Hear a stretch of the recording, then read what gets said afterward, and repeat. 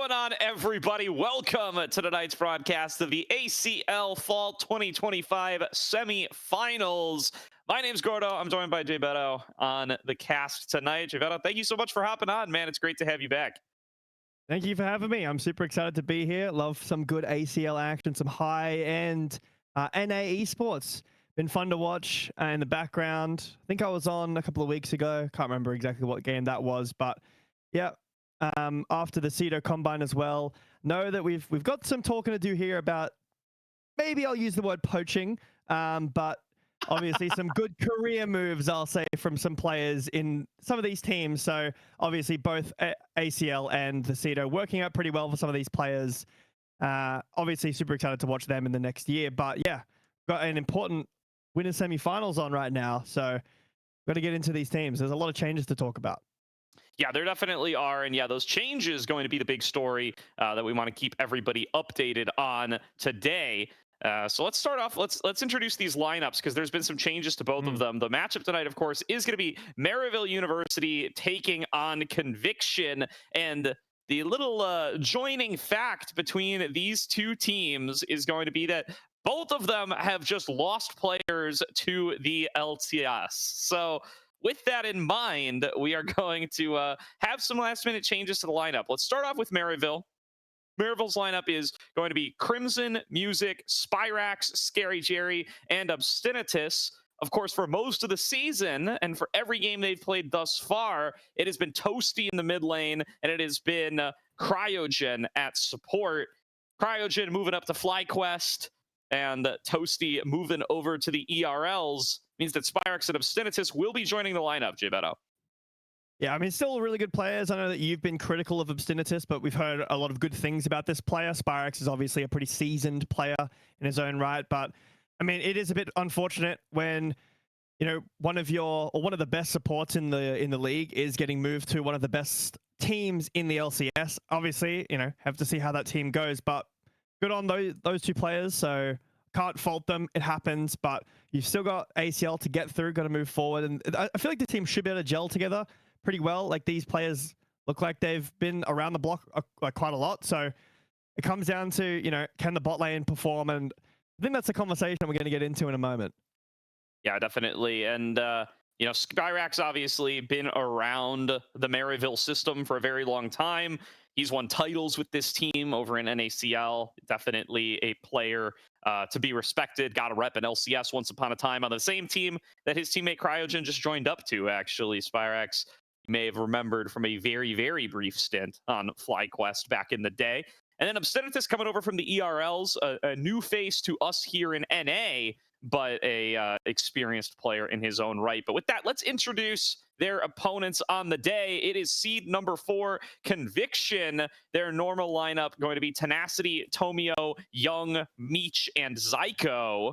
But we are getting word they will be running a different bottom lane tonight. It is going to be Gamer Girl and Duo King in the bottom lane. Additionally, prior to this series, they have been playing with Kryra in the jungle all season long. He will be moving on to Disguised in the LCS. And so they've brought in Tomio, fresh off of his championship run and promotion tournament run with Luminosity. Obviously still a great player, but I mean, you can see it conversations this year around teams like BLG, teams that have replaced their jungler multiple times. It's a very important part of your team and how strong jungle is at the moment. To change in and out your jungler at a moment's notice, obviously it's that, or unfortunately have your season end. So there's no other choice for Conviction, but it can result in some unfortunate, you know, lack of synergy or on the different page. And obviously like a different bot lane subbed into their Conviction have an uphill battle ahead of them. Yeah, so you know, it's always exciting to have players that we have not gotten to see as much of previously. So Gamer Girl will be playing under the IGN Taco, I do believe. Yeah, she's not somebody I've gotten to see much of before, but I know she's a very popular streamer, has quite a few followers over on Twitch, and is very high rank in her own right. So it'll be exciting to see her. I believe debut in ACL. Maybe she's played a split back in the day, but none that ring a bell to me. And then Duo King coming into the bottom lane with her, obviously a very experienced support player as well, has gotten quite a few stars in the NACL previously. He's a very talented player as well that we haven't gotten to see much of in a while. So will be exciting to see how he's going to be able to do. And both of these players getting thrown right into the fire here, having to play up against Scary Jerry and Obstinatus, a duo we haven't seen yet, but I have a feeling within a couple of months, this is going to be one of the most feared duos in and around NA Tier 2, Tier 3. You are straight into the fire. You won't get burnt here, as you will obviously still have the lower bracket to run through, but it's kind of an out of the frying pan into the fire kind of situation. You lose here, then you're up against your elimination chances. The winner of this, believe, if I'm correct, goes up against Milk Esports, winner of last ACL season. So still, for both these teams, it's a tough run, right? You've got this match here, then if you lose, your life's on the line. If you win, you're up against a very, very strong team in Milk Esports. But Pixelman starting off here, Zyraban here early for Maryville, and the Azir for Conviction. There's a lot of conversation about the jungle, specifically the Kiana and the Aatrox jungle, that it's been seeing a lot of prioritization in Kesper Cup. That champion has become first pick, first ban. I'm not sure if these teams are going to go towards that, but notable, very strong AD junglers that are still in the meta. Obviously, in the mid lane, you've got the Orianna, you've got... we didn't get spoiled, it's all good. We've got the Orianna, the Galio, Talia, Ryze. This is obviously the last patch of the year. It's not the biggest one. The 25.23 was pretty big. There's the Orianna ban, very nice. But this is kind of the last stint before we get some really crazy changes next year. Yeah, definitely. And, that means we're going to send it off with some Otacon throws. There's been quite a few already in the ACL playoffs, and, I wouldn't have it any other way. I wonder if we're going to get the preseason patch before we're actually said and done with this whole tournament. That very well might happen because we're about to take Christmas break after next week. So grand finals might come back and might cross over that barrier. We'll find out if that's going to be the case. Maybe some teams will want to move some things around on the schedule to try to avoid that. Or maybe they'll embrace it with open arms. I don't know. So there's still quite a bit of scheduling left to be done. But regardless, going to be some exciting teams in that final one way or the other. Both of these teams who are contenders to make it there. I think all 4 of our top 4 seeds have a pretty legitimate claim to be able to make the full run here. And Maryville, they're going to come out swinging. They're going to snap up the Zehen. I assume this is for Crimson in the top lane? And there's the Aatrox as well, so it could be a flex, but I'm not sure how that matchup goes into Zehen. This is my first Zehen cast. I have, spoken to quite a few people about how they feel about the champion. I've played around with it a little bit, understand the kit and its strengths and weaknesses. It's very slow in terms of movement speed. It also really wants to be hitting a lot of champions at once. It needs to get stacks up, and if you get CC'd, you can't get that res off. You're not able to cast freely. It's just going to die fairly quickly. It's not very tanky, but with long extended fights, the Zehen obviously does so well with the stacks, and Aatrox does allow that. Both these champions want to take long fights. I imagine, like you're saying, it probably will be for Crimson in the top lane. It probably could go jungle, but I'd imagine it's going to be top lane and the Aatrox in the jungle. I mean, things you can pair with this, right? The Syndra or just mages in general. There's a Ziggs, could flex into the bot lane, but still a lot of flexible positions here for Conviction. Yeah, Zehen also, did already been tamped down a little bit, but definitely still a champion that's really powerful. We saw Dr. Calculus pop off with it in our featured matchup last week, but still definitely a pick that we've seen be very powerful. I mean, the regen that you get on Cultivation of War is redonkulous. It's a problem, but will be interesting to see what he looks like without that CC immunity on the ultimate now, as well as with a little bit of decreases on damage from his Q. So we'll find out just how strong this champion's going to be. Clearly, Maryville still feeling like it is first pick worthy, and this should lock it in as a top laner as well, as the Wukong going to come on through for music, and there is Ryze for Spyrax, a classic pick for him. It's a bit rough into the Ziggs. Obviously, does get outranged pretty significantly, but Ryze is fairly good at just destroying the wave very quickly, blowing through the wave, and trying to get some rotations on, which Ziggs can kind of match if it's in the mid lane. Obviously, if this is an APC Ziggs, it's a little bit of a different story, but I'm a little interested to see no Yunara prio so far for either of these teams. Neither team too convinced about the Yunara priority. In fact, no ADC priority at all, which isn't uncommon. to see ADC and mostly support go down to 4-5, but we should see some bans now towards at least the support position. Jack's locked in here for Conviction. Still can be a flex. I would imagine that it's Jack's top Aatrox jungle, but there is still that flex potential that Conviction can take the lane that they want more, whoever they're happy to play into the Zahan or into the Wukong more. Starting with some 80 carry bans, actually. The Sivir up here first. I still think that banning away support here for Conviction and picking something really strong would be good, unless you want to save that support for last pick. Yeah, I think that's definitely an option for them here. The Ziggs also going to be an active flex coming into this second phase of bans. Wouldn't surprise me to see Gamer Girl take it to the bottom lane. I know she is a mid laner by trade, so subbing in the marksman position here, maybe going to feel a little bit more comfortable if you're able to get on one of those mages. We'll find out if that's going to be the option for her. And 80 carry bans already started to come through, you know, taking away the Sivir. Sivir, one of those picks that's pretty good into the Ziggs. You get to constantly be blocking away bombs. So I think signaling that they are intending to send that champion bottom. Nautilus ban here away from Conviction by Maryville. There's another 80 carry ban there from Conviction to Lucian. So they want to remove these close range, kind of brawly 80 carries, put you on the back foot a little bit with something that's going to have a little bit of a harder time against the Ziggs if it was Ziggs in the bot lane. And Maryville, I imagine, will continue with their support bans here. You know, could be a Rakan ban, a Leona, something that's good with a Ziggs, some kind of engage. I think that Conviction really needs some kind of more consistent damage. They've got the Jax and the Aatrox. It can be an AP threat, but they've got like really strong burst potential here with the Ziggs. But I'd love to see a little bit more consistent damage, or I mean, over-invest into that burst. Go even more burst. Try to take down the Zahan before he can get started. There's the Rakan being banned away, and Conviction here with their fourth pick. So going to be looking to lock in either for Duo King or potentially Young here. I mean, Gamer Girl could still go for a more traditional bot laner, but I am increasingly convinced that the Ziggs is going to be joining them. I think that Sivir ban really locked it in my mind, but could go for either, could keep the flex alive until the very end here, though you do know you are against the Rise. So Young has a variety of options available. He's a big LeBlanc fan, loves to be on these kinds of mid lane assassins, and Rise is a matchup where you can go for those from time to time. Do have a nicely snowballing jungler in the Jax as well, so wouldn't mind getting that additional bit of support. You're already going to be bringing a lot of physical damage to the table between those two. They are going to lock in the Alistar for Duo King, though, and keep that flex alive. Still going to have to play without that full information on the Maryville side as they look to round out their draft. Would love a Poppy here potentially for Maryville in the support position. It works really well with the forward style comp that Maryville have. It denies a lot of the engage from the Jax, now the Alistar as well.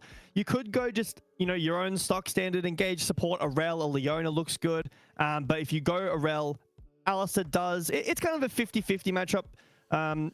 Players will be happy to take either end of that. Rel can still find some great engages. Alistar can obviously disallow that. It's going to be the Corki here for Maryville. Very strong draft so far. It's fairly close range, but if you are getting close range, you're going to get absolutely blown up. And looking at Conviction side, other than the Ziggs, you've got Aatrox, you've got this Jax, and the Alistar. I feel like Conviction, when in the fight here against Maryville, they're completely outdamaged. Yeah, I think that definitely could be a potential case here. I do think their mid lane are going to represent a little bit more. The Corki Nami bot lane, an interesting selection coming through here for Scary Jerry and Obstinatus. Really looking to play for that early burst and that early trade potential with a duo like this. So find out how Conviction are going to be able to deal with that. Probably just trying to play at a long range with this Ziggs if that is the pick that they end up going for. They can pivot to a different marksman, of course, but I think now more than ever, you probably want to try to handshake this lane as much as you can, stay back, farm with bombs, and now take something to be able to lane up against the rise of Spyrax. Spyrax has been, you know, previously, while he was still playing in an ACL, he was one of the most dangerous mid laners in the league, really well respected on this pick. They're going to take the Syndra into it. So not an assassin, but still something that has the potential to bully and outrange in the laning phase. Yeah, does Conviction over-invest into this kind of really strong burst comp. They've got the Ziggs with a little bit more range than the Syndra, obviously, but Syndra's still got some great setup, but they've got so much burst. The problem is, if that burst isn't landing, if you aren't killing through that burst, Maryville's comp has so much consistent damage with the Rise, with the Corki, the Wukong, and obviously later on, if Zehen can live through this burst and get his passive stacks online, revive with so much AD, it's really tough for Conviction to live through this damage. They don't have like a traditional tank outside of Alistair with ult. They've got great engage. They've got the global ult or the global potential with Rise. I think Maryville's comp is super, super nice. Conviction, however, they really need to find the target altogether and blow that one target up. It could be there's a hen in the beginning of the fight. If they're able to catch out a Corki or a Rise, could do the exact same thing. Yeah, I do hear music in the background, so unless we're paused, I think we're going to be good to get on in just about a moment. Maryville going to, of course, be on the blue side, Conviction on the red. Best of 3, a spot in winners finals on the table here. Like you mentioned earlier, will not be elimination for whoever doesn't end up winning out this series, but a spot in the winners finals, a best of 5 up against Milk Esports, the reigning ACL champions. What is on the table to be played for here? Very exciting stuff. Already, we've got some streamer modes here. Several players in trouble now. So we'll see if we can resolve that for game number 2. But that is, of course, music on the Wukong. It is Young on the Syndra, Gamer Girl on the Ziggs, and Duo King on the Alistair. Don't forget Scary Jerry on this Corki as well. Oh, man, Scary Jerry, too.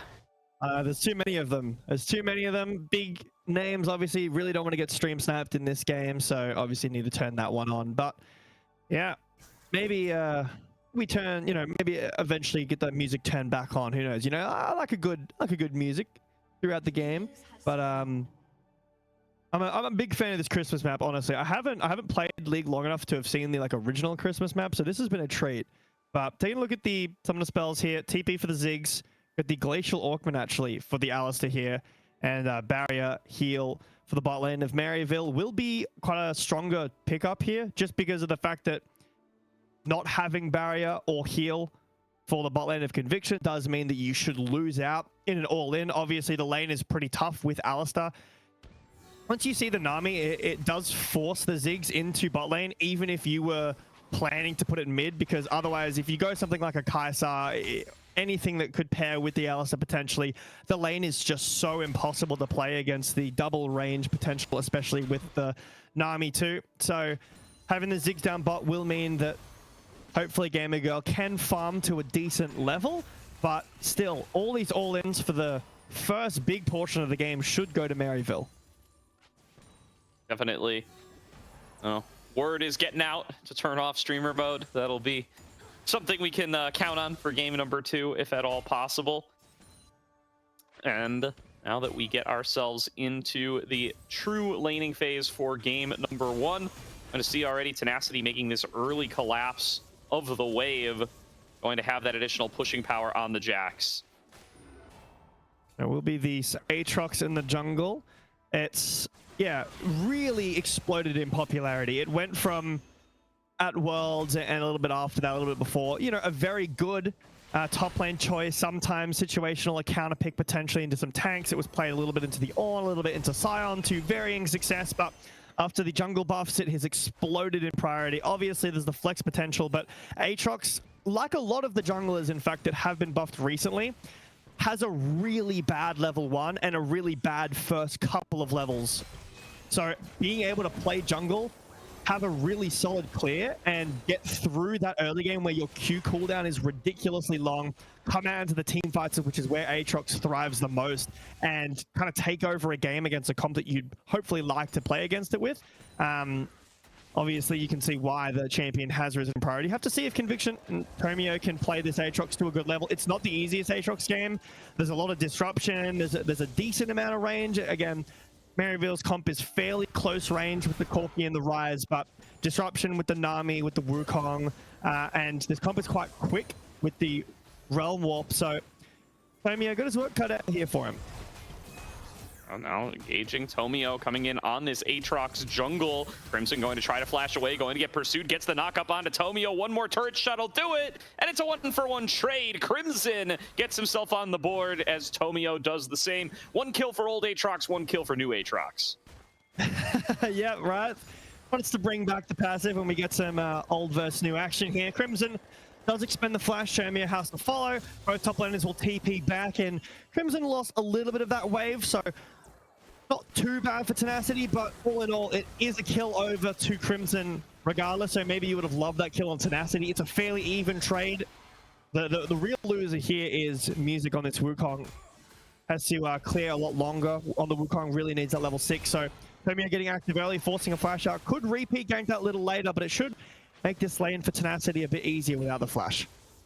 Should. And you know, we didn't talk about it much because we were thinking it was going to be Jax jungle and Aatrox top during champion select, but the Jax matchup up against the Zehen feels pretty good when you have power indexed into your auto attacks with stuff like Zehen Q. It definitely feels good to be able to play something like this Jax with access to Counter-Strike, and does mean that you feel good in the matchup. Again, like you said, they probably wanted to put that kill onto Tenacity. They wanted to set behind Crimson to really index into this really strong matchup. You know, Tenacity as a player has always been one who wants to be on this split push play style, wants to be able to dominate lane.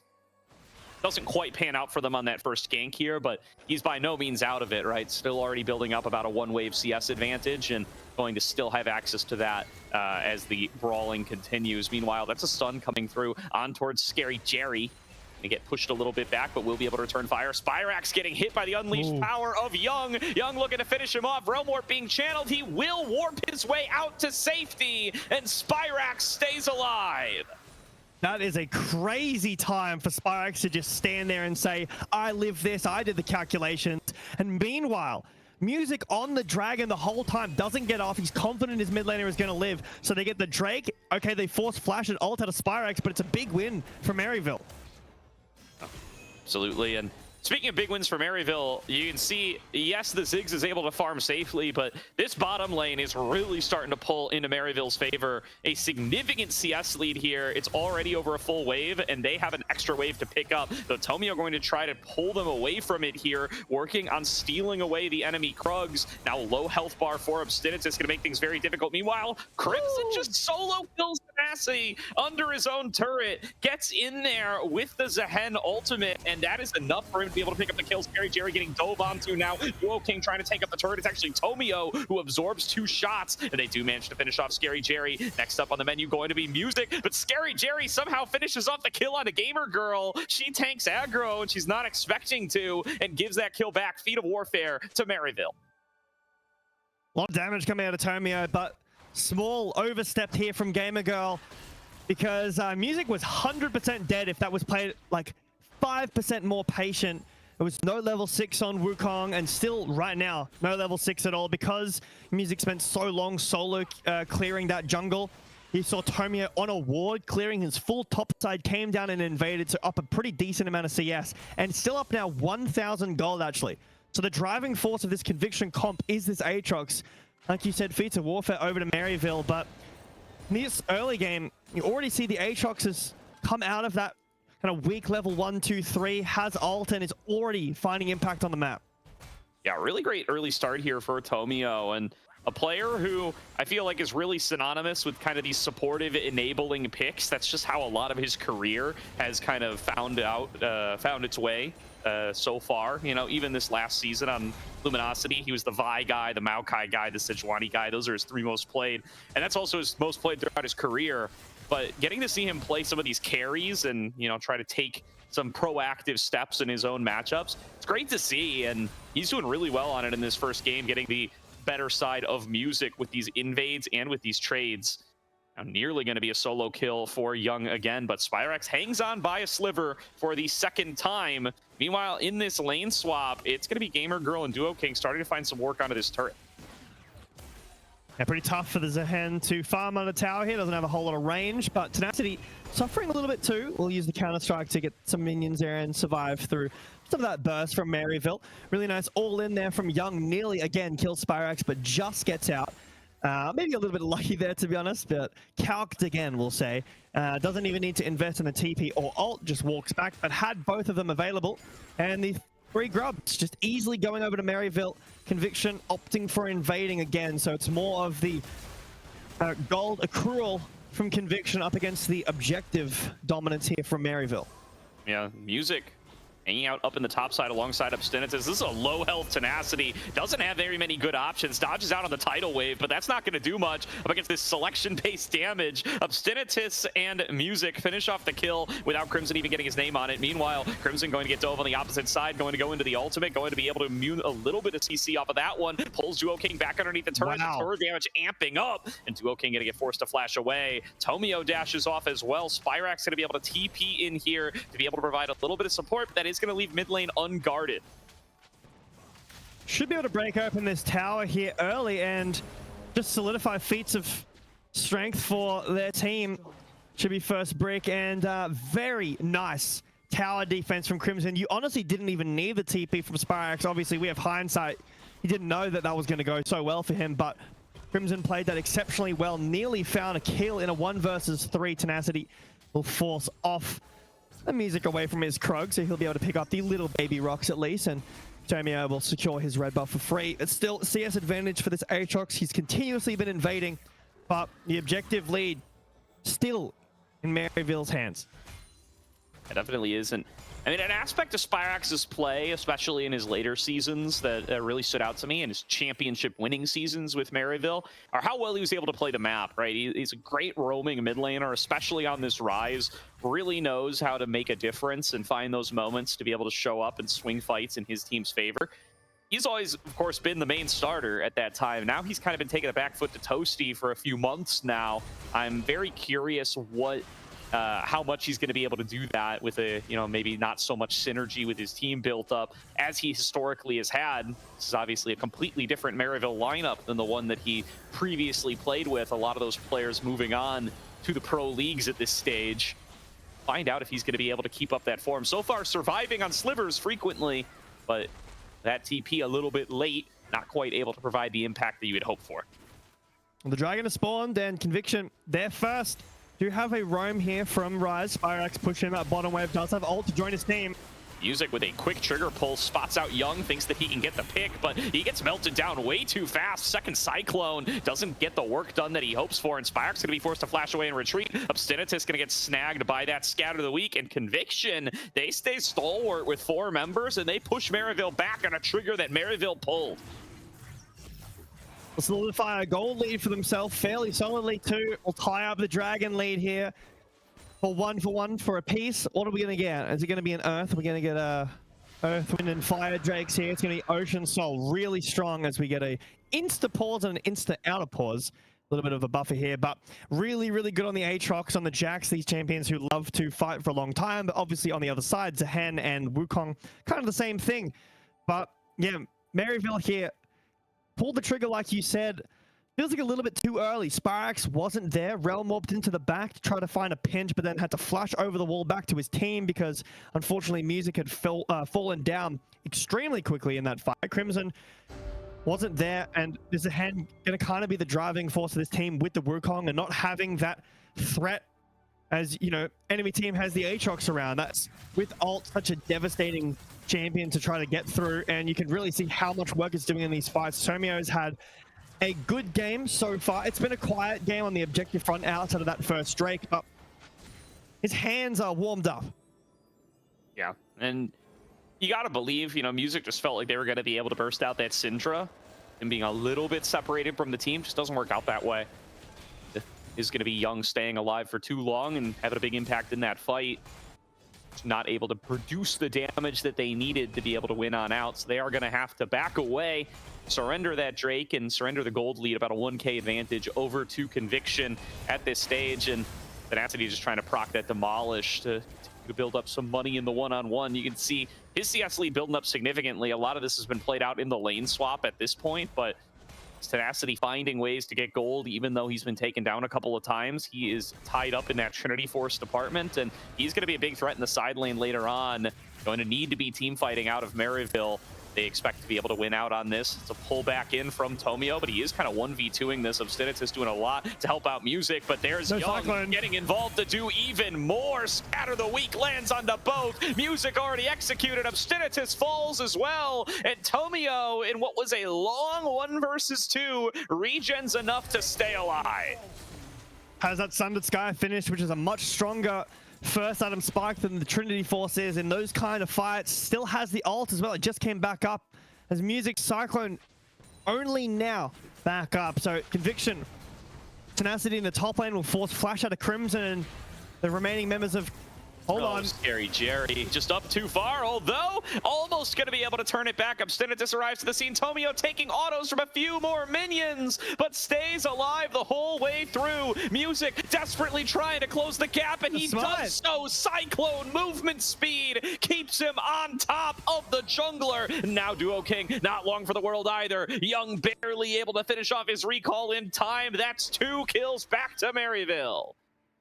There's a small win there for Maryville, an overstep for Conviction. They wanted the tower. They overstepped too far to take down Scary Jerry, but some important gold back over to Music. It'll still be a gold lead for Tomio, but an overstep. Quite a big overstep too, giving gold over to some important members. You are holding quite a lot of pressure in this mid lane. You can really see how strong Tomio is at this point in the game and how well he's playing, but don't get overconfident. You know, we've got to slow the game down, make sure we're playing for these dragon sackings. It's so important in the game right now, and allow maybe Gamergirl to rotate over. She's just been sitting in the side lane farming out. Has that Blackfire Torch completed, as most first items in the game right now have all been completed. We have Roa on Rise. We've got quite a while in the scaling department before Maryville fully come online. You'd need, you know, the Mana Moon completed. You'd need Seraphs and the Roa completed, maybe level 11 or ideally level 16 for Spyrex. There's the level 11, so second point in ult. Quite a bit more damage here, but I'm worried. Can we actually get through this Aatrox? Because yes, there's a burst comp from Conviction that we were talking about on the draft here, but if you can't get through the Aatrox at all, he's just sustaining too much, sorry. Well, it allows time for the second round of burst to come through. Now, Obstinatus taking a big chunk there from Young. Scary Jerry sees his moment with Scatter the Weak down, gets a lot of damage in onto Duo King, but at the end of the day, the victim is Obstinatus more than anybody else. Now Gamergirl at risk of getting dove. Does clear out the wave in pretty short order, though, and I think this will buy her enough time to be able to recall. Scary Jerry getting aggressive onto Young. Big burst of damage with the additional buffs from this Nami. Does get hit by the stun, but Tomio's not in position to be able to trade back yet. Half HP bars here for Young and Duo King. And here's Music on the flank. He wants to pull the trigger, gets onto both, flash away from Young to be able to stay safe, but Duo King is going to fall down. Music is traded back onto by Tomio. And now backing away are the rest of Maryville. Damage from this turret still has to be respected. Tomio snags Scary Jerry out of the Valkyrie, but he is able to escape the Infernal Chains. Still, CC holds him still, and Gamergirl lines him up and knocks him down. Bombs connect on a Scary Jerry, and the plane's gonna drop. Now trying to escape from a fight in the top lane is Crimson. Gets over the wall with the Grim Deliverance, but now doesn't have that tool for the upcoming dive. Tries to buy some time, but Tenacity successfully gets the 1-on-1 turret dive. This time it's Maryville overstepping the commit very far into the tower. They only get the support. Spyrax not push away Tenacity, flashes forward. A little bit of input there, I believe. Didn't quite get all the Q resets that he wanted, but he gets it. He figures it out. He pieces it together, and that will be a kill back over to Spyrax. But I mean, still, I feel like Maryville feel obligated to keep pushing the pace. They're going to get outranged later, and they're going to get outside lane, as Tenacity just demonstrated for us. So they really want to start winning off these fights. They're going for these aggressive dives. Music is getting blown up so damn fast, though. Yeah, the range is such an important part here, like you mentioned. Outranged by the Syndra and the Ziggs. I was concerned for the front line of Conviction up against the burst. And honestly, sustained damage from Maryville. Could this Aatrox and the Jax live? But obviously the answer to that question is absolutely. And no one can land onto the carries of Conviction. It feels like Young and Gamergirl completely untouched in every fight so far. Only one death on both of them combined. This will be a tier 2 turret picked up here by Conviction, and nothing Maryville can do about it. Such a tremendous gold lead now built up, about 5,000 in the favor of Conviction, and it might be more. I mean, Gamergirl on this Ziggs has such power to push on these turrets. That turret being at half might as well be at a third, because Execute is going to be available on another push opportunity like that. She does have to pay a little bit of respect towards the CC chain potential that Music represents, and will do so. Has to back away for the time being, but I mean, Conviction just cleaned up a lot off of the back end of that fight, being able to go and clear out a lot of objectives, getting themselves that inner turret. The gold on those is ridiculous. They get themselves a second dragon as well. They're rocking the Rift Herald for when it's time to push again. That combo along with the Ziggs, super, super powerful. And going to be in a strong position come the Otacon spawn on bottom lane in about a minute. The thing is with this Conviction comp is, hold on in mid. Young getting a little bit engaged on. Again, it is the Valkyrie forward from Scary Jerry, but immediately a teleport being channeled. This is Tenacity coming in on the back end. Going to be a little bit far away from the rest of his team. Comes in with a trade on the Counter-Strike regardless, though. Everybody turning everything back on the Tenacity, and he's just getting melted down. Meanwhile, Music buys time on the opposite side. Going to set up for a shutdown out of Crimson. He's going to res back up, but Tomio is regenning as well. Both these Darken just staying topped off of their HP bars for a ridiculous amount of time, but Spyrex arrives to the scene, turns back the fight, TPs after Tomio, and Maryville find their moment. 4 kills for 1 to Maryville University. Huge fight from Maryville. The res from Crimson comes in massive, and actually, he survives so long at 1 HP. I feel like Conviction might have thought, okay, he's in res, we'll wait. But they just didn't break through to that res. They didn't get him into that res state. So Maryville have so much damage, and finally you can see that when they land onto the backline carries and Maryville are able to shut down both Young and Gamer Girl, Conviction's comp kind of crumbles at the seams. Otacon is spawned in the bot lane. That'll even up the gold just a little bit, but Conviction still with the gold lead and the objective lead. They get picked apart in that team fight. Music and Crimson join forces, hold off more than just 2 with their conjoined power, and it gives an isolated Tenacity just no chance in the fight. Obstinatus getting a little caught out here.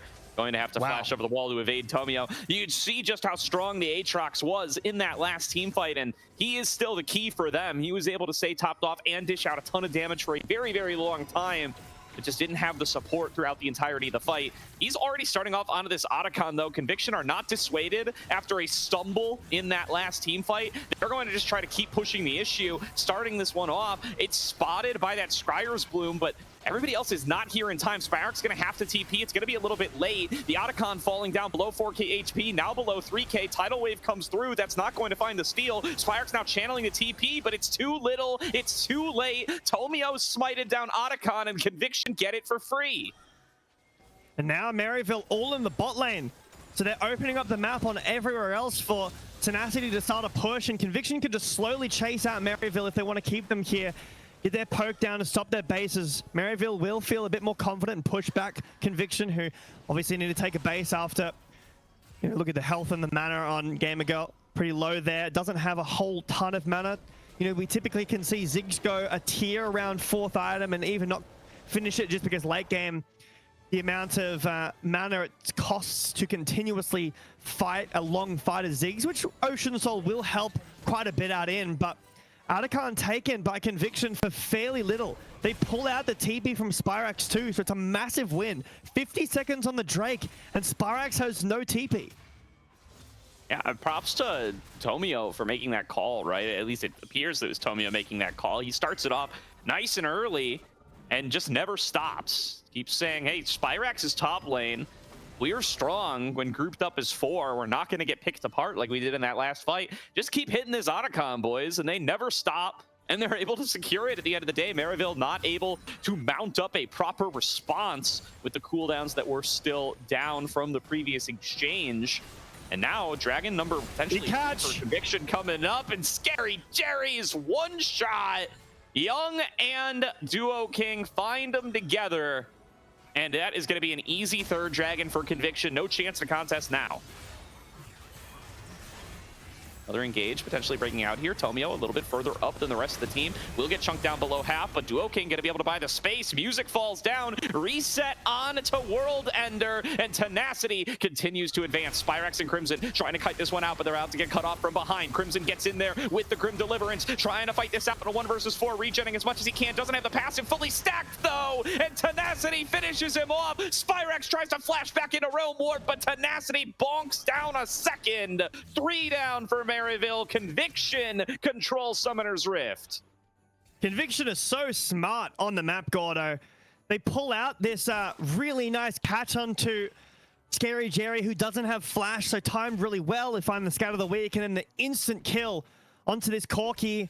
And the standard play for Conviction there would just be, okay, we get the Drake, we play slow, but they know Maryville's answer is going to be to go topside because Conviction, no, Maryville can't walk in, so Conviction say, no, screw the Drake, we go topside, we fight them again. They still have no flash on Nami, they still have no flash on Wukong. Tenacity, he's gonna get inner turret. Even if he dies here, this is worth it. Tenacity's already mission accomplished. Is he dead? And escape at this point is gravy. We'll see if Music's gonna be able to finish him off. Tenacity trying to fight this one back, will fall down, and Maryville spoon feed it right into Jeremiah.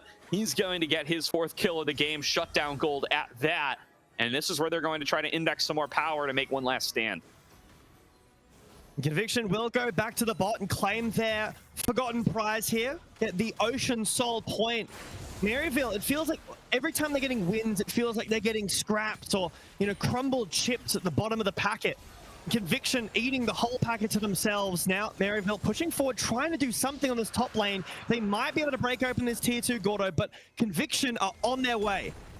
Once again, it's Maryville indexing towards top while they sacrifice the dragon. Going to be running out of time and opportunities to do that. Here is the soul going to be available onto the next spawn. And they get a little bit of damage onto the inner turret, but that's what they're going to have to settle for. They are at risk of getting cut off by the rest of the team. So will respectfully back away, spend some of their winnings, and gear up for what could be a game-deciding Baron fight in just a couple of seconds.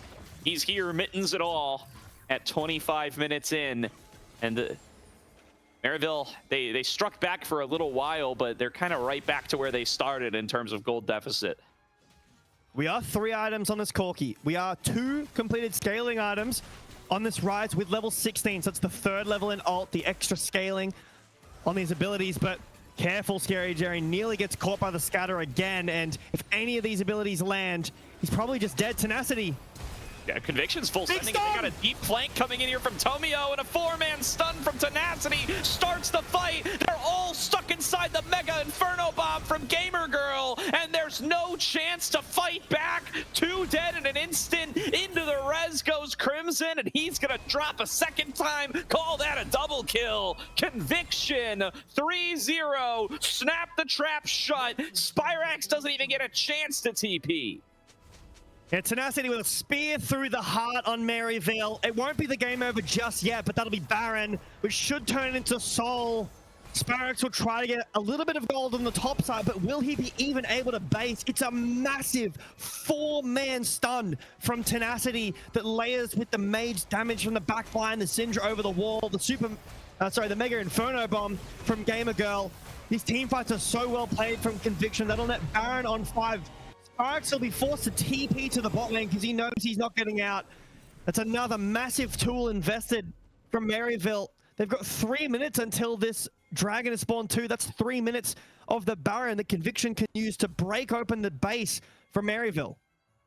It's smart from Spyrax to just be playing to his outs and continuing to pressure the side lanes, but you got to give props to Conviction on that engagement. You can see it in their eyes. You can see it in their movements. Conviction committed to that fight so long before it actually started up. Tenacity's coming off river. Tomio's coming in from the top jungle quadrant on the blue side. And they just know the whole way through that they're going to intersect with Maryville at that point in the jungle. Everything comes together perfectly. The 4-man stun from Tenacity, the Mega Inferno Bomb's perfectly placed, and Maryville just crumble.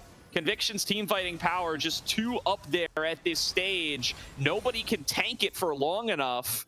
And now they're going to need to try to find ways to stall out this game and let Crimson work on this side lane, let Spyrax work on the side lane, and try to sneak something back here. But the Baroned up Conviction are looking to crack open the base. They start off onto the bottom side inhibitor, and I think they're going to be able to take it down. It's so hard for Maryville to walk in here. They need to find and engage. They need to look for music. Here's Cyclone. We have Tidal Wave as well, but the base is being broken. You can't wait too much longer.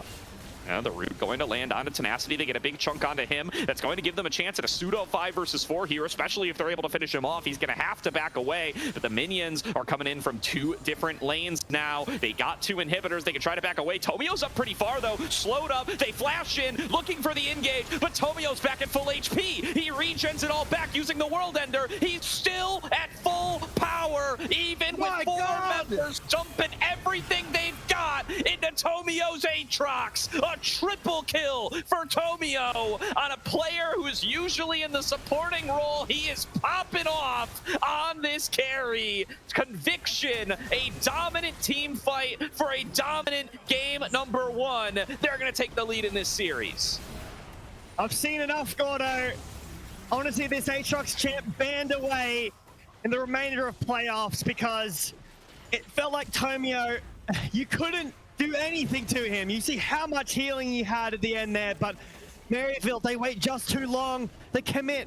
It's onto Tomio, not the backline, and he's never dying there. Conviction with a beautiful game one. It feels like they were in control for so much of that game. And I mean, for Maryville, where do you go from here? That's a great scaling comp. It feels like you had a lot of what you wanted. You had engage, you had a great winning bot lane, you had some decent scaling, you had Zehen first pick, and it all fell apart. Yeah, it did not work out for them. The lane counter from Tenacity, taking the Jax into him, did really well, right? Even though Tenacity fell behind a couple of deaths, even though he wasn't able to have that crazy dominant laning phase that they made some looks towards, still was able to win out in the side lane matchups pretty consistently, got that early inner turret, was constantly at a CS advantage, and was able to show up on flanks and team fights and win them for the team. And all the props in the world to Tomio, right? The latest addition to this roster. They lose out on Kryra, one of the most promising up-and-coming junglers in the scene. My very early call for Rookie of the Year. Let's timestamp it right now when it happens in about 9-ish months or so. But Tomio fills the role perfectly. And you would not peg him as the guy who's going to be a massive Aatrox performer based on his NACL history. But oh boy, does he show up this game. I mean, I was very critical of subbing in not only 2 new players in the bot lane with your subs, but a new jungler. It's very difficult to do that, to bring in so much of a new team and perform to the level that we just saw. But it felt like Tomio's been here for the full year. It feels like he's been here for ages. The synergy with this Aatrox and the rest of his team is outstanding. Now, how much of that do we attribute to the Aatrox? In this next game, it's still a point of mention. Can Tomio continue to perform as he did on this Aatrox? Obviously, the champion is very strong, but Tomio had some amazing fights. And for Maryville, have to reevaluate what you maybe value in the meta right now, because there wasn't a whole lot of agency in that game for Maryville, despite having a global and engage. It didn't feel like the pieces really connected in that game, Gordo. Yeah, I mean, the pieces did not come together, that's for sure. But Fearless going to mean that we're going to be dealing with 10 new pieces in game number 2. So we'll find out if they can piece themselves together a little bit of a better matchup across the board, if they can find themselves a composition that will be able to work on out. Obviously, going to get themselves out of a top lane matchup that they weren't able to perform well in, and a bot lane matchup where they weren't able to get the advantages they were looking for in. You brought up that bot lane earlier. I still think, Scary Jaren and Abstinitus on paper should be pretty favored up against the substitute bot lane from Conviction. They go for a pretty lane dominant duo, but it's not one of the traditional meta duos. I'd like to see what they're going to be able to show us in game number 2 in regards to that matchup. We'll have to see. I mean, there's a long series. I don't see this going a 3-0 sweep. It feels like it's going to be back and forth. And it is, like, we're remiss to say, the Aatrox is incredibly strong. Maybe a little bit of a, not the most solid meta read from Maryville. They want to pick the Zehen first instead. And it did look decent in some fights, right? Living in the bot lane 1v3. But the Aatrox just so terrifying in team fights. The fact that it can skip over so much of that weak early game, it can skip all the weak early game matchups as well. You're not against anything that's going to tear you apart, and you can skip straight to the team fighting phase. You can have the Sundered Sky, the Shojin, some of the strongest items in the game. I think Sundered Sky is the strongest item in the game, especially on a champion like Aatrox. Just look what it did that game at the fight, at that bot side when they were ending the game. You called it. He ended the fight full HP after nearly dying, and it's like, how do you play against that? And I honestly think that even pro teams are really struggling to find an answer to that question. Yeah, I mean, it's usually the Zehen that's in that kind of category, right, with the passive. But yeah, really great performance from Tomio, and really good play around the Zehen as well. Multiple fights there where they're able to finish him off before he gets to stack up that passive and be the big difference maker.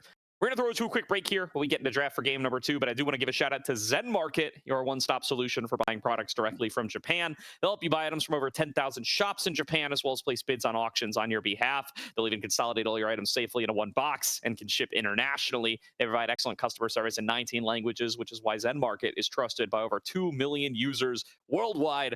Check out the panel below the stream or click the link in chat to try them now. You sign up with promo code Aegis, you'll get 1,000 yen off your first international shipping fee. If you decide to make a purchase, you can use code Aegis25 as well to get 25% off your first purchase. Thank you again to Zen Market for sponsoring Aegis and the ACL, and we will see everybody after a short break for game number 2.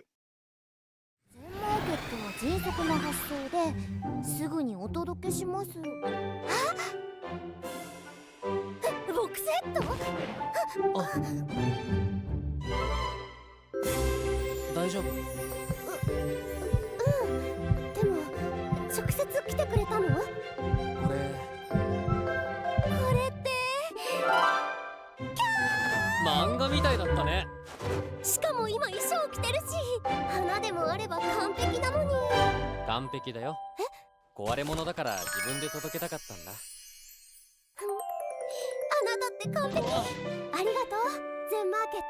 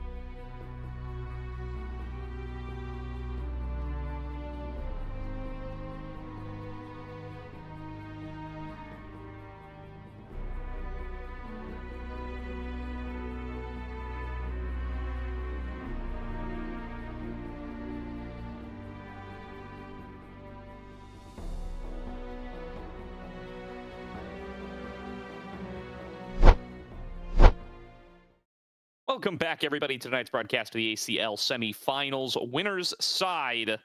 And it is going to be a 1-0 lead for Conviction off the back of game number 1. Tomio on the Aatrox, showing up big time in that first game, Gebetto.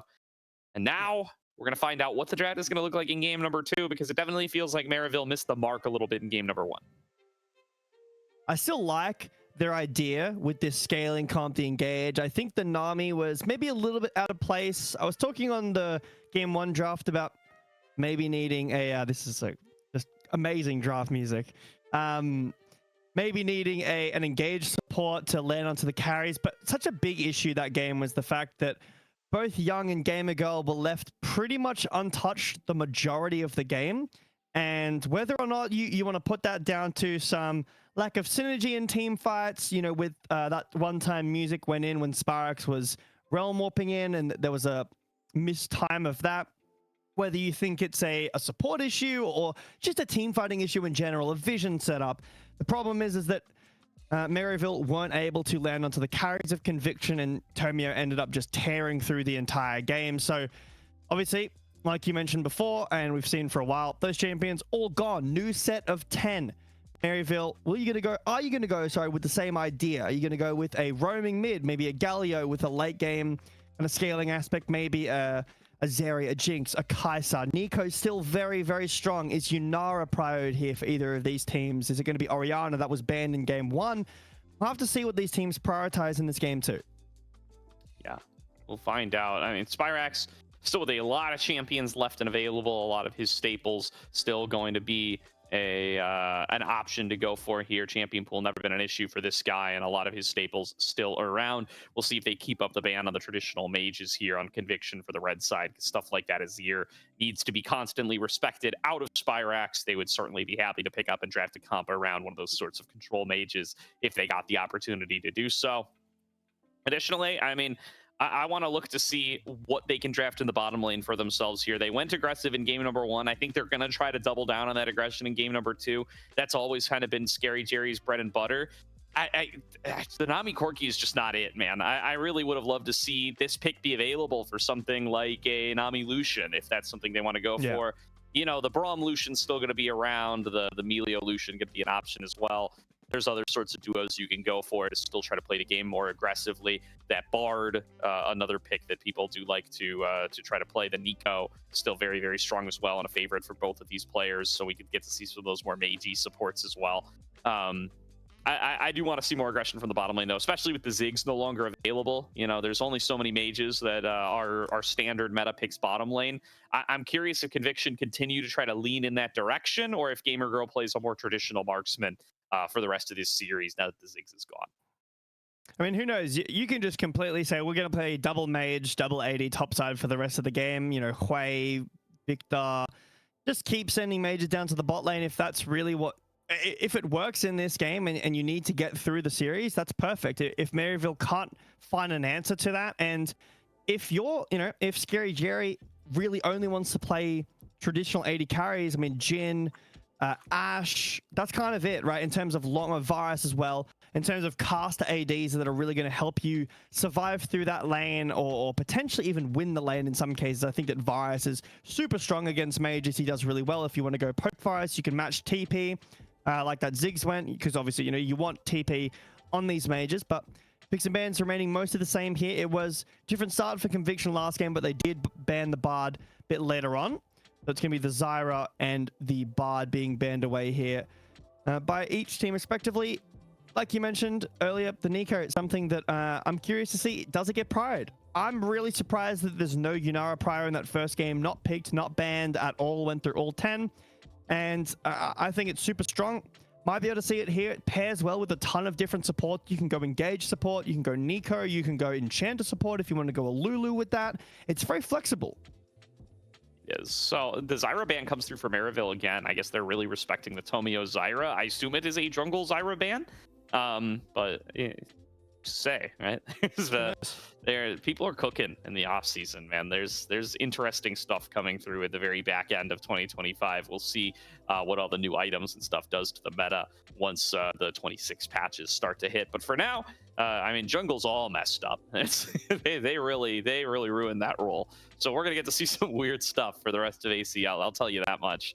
In the meantime, support ban for Conviction. They take away the Bard. It's going to be another favorite, presumably, of Obstinatus. Is, you know, we're kind of operating off of Cryogen's champion pool, right? We haven't gotten to see Obstinatus take the Rift yet. They got to play their regular season with Cryogen and Toasty still in the lineup, and then they took an FF win in their first round of playoffs. So this is the first time we get to see this lineup of Maryville.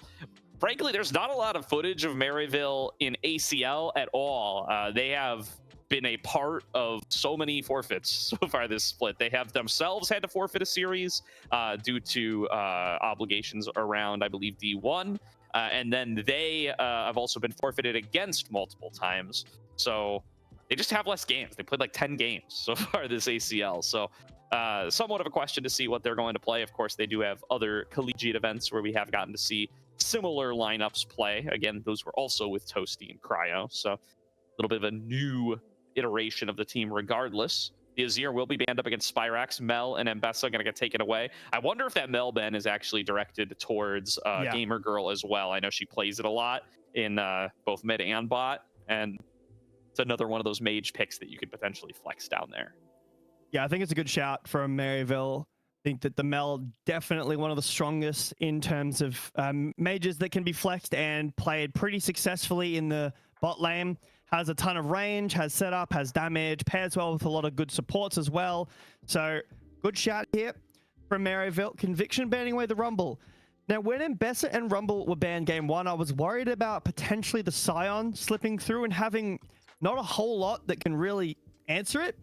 It ended up being the Zehen and the Jax in game one, but the Scion's still available. It'll be Orianna first pick here, though, from Maryville. I believe they banned it in game one, so there's still a ton that can pair well with this. There's the Kiana. I talked about that a little bit in the beginning of draft for game one. These are the two junglers. Conviction have been doing their homework. They've been, you know, either cooking or they're watching Caspar, because these are the two junglers that are really making the waves over in Korea right now. And I expect the same when Demacia starts up. But Rakan picked up here for Conviction. They just want to slam this teamfight draft very early. You've got the Kiana, very, very strong jungler. Have this roaming engage potential with the Rakan. It's a little slippery, and Nautilus / Poppy is still available. You could go Poppy jungle. You could go like a Xinzao, a Vi, a Nocturne, a Pantheon, pair with this Orianna, and then go a Poppy against, you know, the Kiana and the Rakan. I feel like it fits in pretty well here.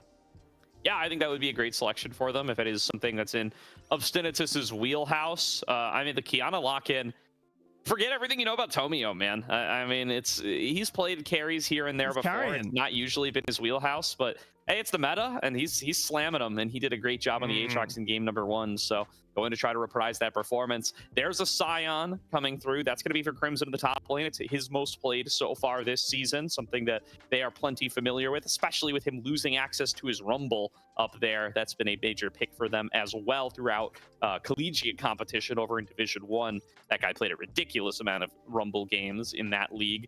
So now going to just have a really good team fight core to start off with.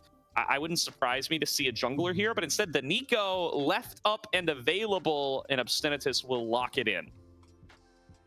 It's got a pretty decent lane, obviously, with the amount of range and the CC, the pressure it can put onto Rakan. Rakan has some healing, so can get through that lane decently, but still, even though the changes have come through to Nico with the cannon tech, I think it's still one of the strongest supports, if not the best support in the game. Just the amount of slipperiness, sneakiness you can do on this champion, the engage potential, the fact that you can just basically be invisible, or disguise as someone else, and then, you know, flash Hextech Rocket Belt, ult 5 people is insane. Conviction with their mid lane selection here with the Talia. I still think, even though you said you were expecting a jungle, and Crimson has played a lot of games on Scion, and 99% of the time it's going to be Scion in the top lane here, and it should be. Technically, Scion did get buffed in the jungle. It could be a flex. I would be very upset if we saw Sion in the jungle this game.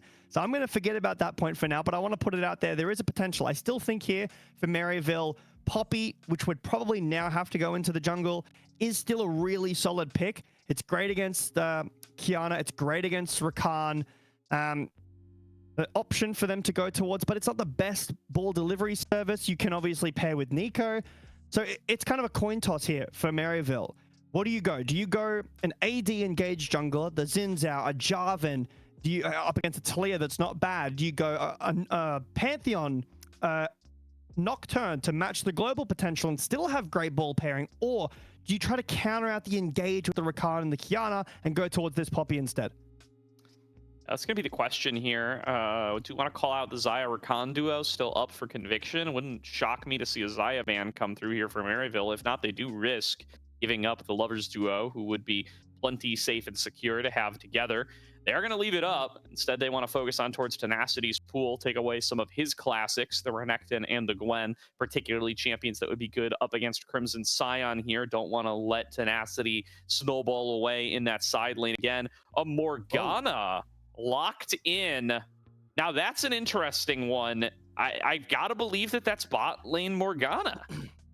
Yeah, I would have to agree with you. This is a worrying showing here from Conviction, in my opinion, because you've got a very amazing... Maybe it is, but you've got a great Xayah angle here. Maybe they're worried about the lane being a bit tough, but it's good into Orianna. There's the Jarvan now. So you've got double immobile carries. Okay, sure, Kiana loves that matchup, yes, but as long as you're not fighting the 1v1 by yourself, this comp from Maryville is super solid. You've got Tenacity. Oh, he's doing it. Whoa. He's doing it. All right. I already hear that we've loaded in the background. So let's get on to Summoner's Rift and see what this is going to be. Conviction with an off-the-wall draft. Tenacity is Ignite Riven top lane against Crimson Scion. And here comes Gamer Girl with the Morgana bottom lane. Streamer mode's turned off. Everybody can have their lunch back. Nice. And what a draft out of Conviction. I mean, this is going to be an interesting one. For Maryville here, they've got such a great team fighting draft. It's very simple, a lot of circles. You've got the MF ult, you've got Pop Blossom, Shockwave, great engage tools. I love this comp of Conviction. Hold on. He gets spotted here. Nice channel from Crimson, flash in from Music. Nice. And he is trapped and dead. Tomio steps up too far. And it is a first of blood to Scary Jerry. Maryville on the board nice and early here. Tenacity just coming in a little bit late. Maybe some chip damage revenge. But yeah, Sion's allowed to do that, by the way. Riven, one of the best level 1 champions in the game, gets full combo off on Sion. Does about a toenail clipping off of his top health bar. And then Sion full channels Q. Riven takes a massive amount of chunk off the top end. Walk in, we'll get a bit of a a blue buff ward there on the top side, but good start from Maryville. They're able to get a nice base off too on Scary Jerry, get those boots. It won't help in the damage department, but MF loves movement speed. It'll make this lane even harder for Conviction to play. And so far in this series, Maryville have had bot lane dominance at the start of the game. Both games, level 1, level 2, looked exactly like we're seeing right now. We know how game 1 went. Can Maryville take this and transition it into something? They didn't have dragon stacking last game. They didn't have an early tower bot lane or a massive gold lead. Maryville with the control early need to do something with that push. And now we're going to have eyes on this bot lane matchup. And this is a game we have to play sometimes in ACL, Gebetto, because, you know, it's not the absolute professional REL. There's not always full availability from all the teammates. Schedules can be challenging, et cetera, et cetera. So sometimes you have to play my personal favorite game, which is called, is this tech or is this an off-roll player just trying to make it work? And we're going to find out which one this Morgana bot lane is, because I can see it up against the Nico, but also, and say it with me, everybody, it could just be an off-roll player trying to make something work. To check in back with this Morgana, because the last game, obviously, Ziggs is a very solid staple in the bot lane pool for a lot of AD carriers, especially the higher you go up. It's a very important champion to be able to play. It just allows your team to be very flexible. Obviously, in this case, it might be a champ pool issue for Gamer Girl. Tenacity winning out in this 1v1. A lot more so that Riven should, as hold on, Spyrax. Spyrax in very close to solo kill territory. Deciding, I like this call, not going for the crazy aggressive flash here, just saying I've already gotten what I came here for. I'm going to be able to crash the wave. Young is in a bit of a doomed situation. He's going to have to recall here pretty soon. I get a free recall out of it. Trading flashes with my wave in this state against Kiana, it probably can only hurt me, so I'm not going to do it. I like that out of Spyrax here. My biggest issue, though, for this Conviction draft is last game they had a ton of damage. They had a lot of damage early game. They had decent wave clear. This game, Morgana not really known for her damage. Talia, while it does do a ton of damage, it's going to take a long time for the Talia to ramp up. And topside, you've got double AD into a Scion.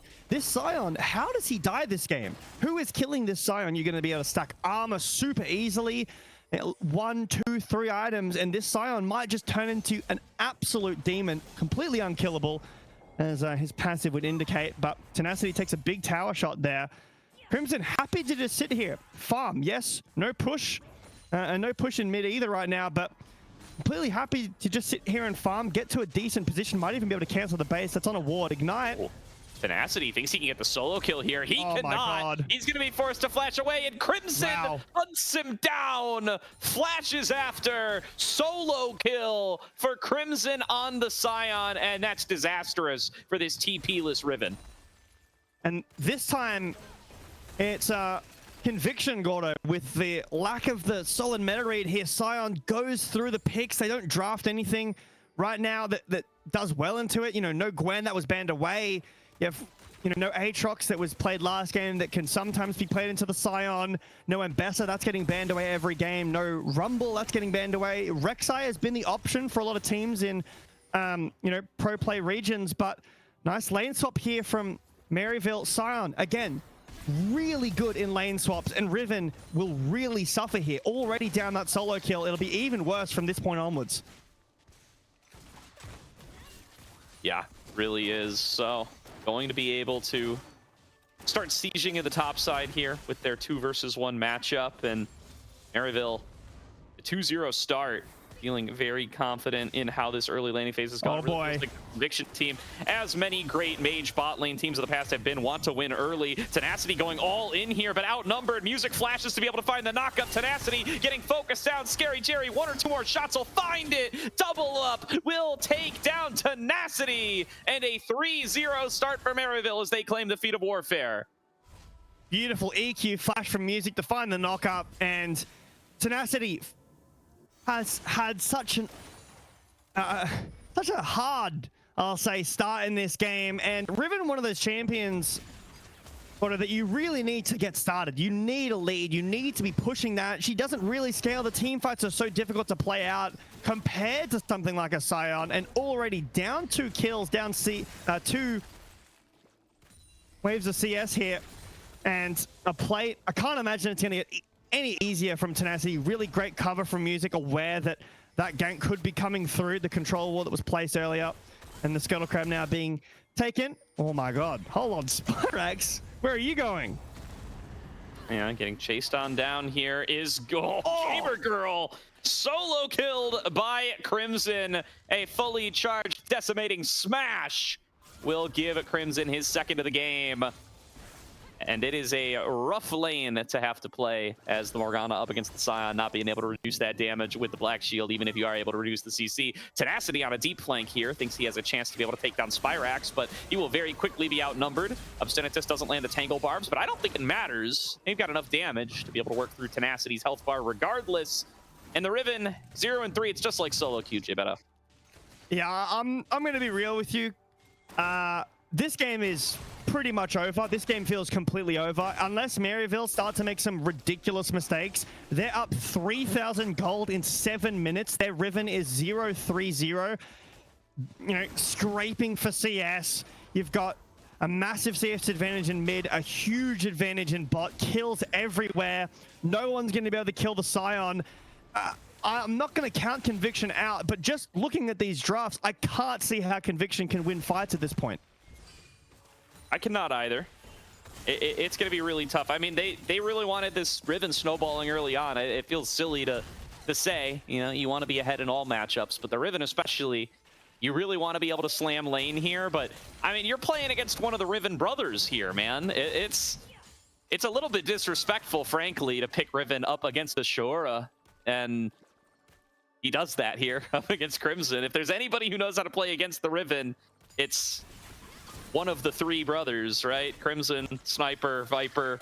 These guys know Riven like nobody else in this region, and Crimson's showing it a bit here as he is able to win the matchup on the Scion. A little shockwave will catch Young, and bullet time will go wide there. 3 grubs picked up from Conviction. Hold on, Spirax, nice flash. Nice flash, gets away from the supreme display talent of Tomio. Young comes in with Weaver's Wall, but too little, too late. Spirax is already out of there. Traded flashes with the jungler, and Spirax is going to be sitting pretty. It's a good pull here from Conviction, but that's the Weaver's Wall down, and Tomio's ult and flashes. We're looking for an invade here. Tomio not aware. This is a very weak Kiana right now. No flash, no ultimate, trying to slip back over the wall, and will be finished off by Obstinatus. Not able to slip over in time. Down goes the third death, or third kill, rather, for the likes of Obstinatus. And 6-0 for Maryville now, as they're just running away with this game. I mean, it really felt like Conviction were trying to make a stand early on here. Tenacity taking a page out of former Conviction player Viper's book. He's playing this Riven all over the map. He's just running around.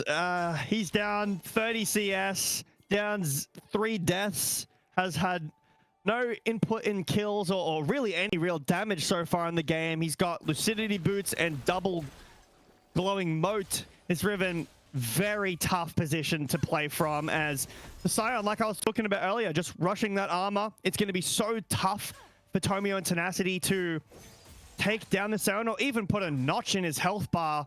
You were talking earlier about like some champions, most champions really like to be ahead. That is true, but I mean, Sion's one of those champions that doesn't really care if he's behind or not. This game he's ahead, and Kiana and Riven, 2 champions that don't do well without gold. They really need items to come online, and both of them suffering in this early game. Yeah, now really strong Scion. The thing is, he doesn't need to be ahead, obviously. He doesn't mind being behind, but you do get sulfur stacks off of kills on champions, and does appreciate being ahead. Young, meanwhile, getting jumped on by Music, will be finished off pretty quickly, and that is not the real Obstinatus, so he gets some early information in that top side. A 5k gold lead to Maryville. They're kind of winning across the board, and they're about to pick themselves up Dragon number 1, why not? Tomio moving up into that top side. That's a very early channel of the bullet time from Scary Jerry. Might leave him a little bit vulnerable. Pop Blossom comes out, only finds its way onto the support. Duo King able to hold him still, and Obstinatus drops. Late TP comes through from Crimson. They won't be able to trade anything back off of it, but they will be able to keep up this pressure on the top side while the Dragon does fall to Maryville. It's quite a disrespectful play here from Maryville. Your entire team is around Dragon. Why are you walking up and fighting? You should be playing weak side and not looking for anything there. Just farm out, get some wards down, play safe, push in the wave, maybe get some plates if need be, but instead giving over a kill now. The first one, it was to Kiana, who happy to take that one. It would have been pretty bad if it was the Morgana or the Rakan here, but Tenacity, gonna be careful. Should be able to walk away with the Q charges. Pretty safe on this Riven, but even despite that kill, the gold lead is, it's pretty scary here. And again, outside of Maryville making some, like we just saw, but giving over some shutdowns, making some massive throws, it's going to be a really uphill battle for Conviction. Absolutely is. In a tough hole here after this early game, and the options to try to dig themselves out are limited given the compositions they have drafted. They're going to really need to try to make some picks off of their assassins and pseudo-assassins, and really need to get Tenacity onto an item here. I mean, that's goal number 1 and number 2 and number 3. Let Tenacity actually be able to play a lane against anybody, because even against the likes of Riven or Misfortune or, Misfortune Nico, he just can't really contend without having at least access to an item.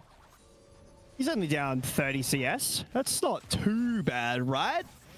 It's 3 minutes into this next dragon spawns for Maryville. They're just holding control over the map, walking in, getting some deep wards. It's a clinical game so far. There's another bullet time onto Young, and I don't know if Scary Jerry's ult have been the most well placed, but Tomio over the wall, not quite going to be able to finish off Spyrax. And I mean, that's why this kind of comp can't fall behind, right? You need Kiana Jungle to make that one shot happen.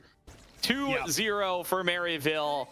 It feels like we're a broken record here, but yeah, that's an early deficit for a comp that needed to snowball early.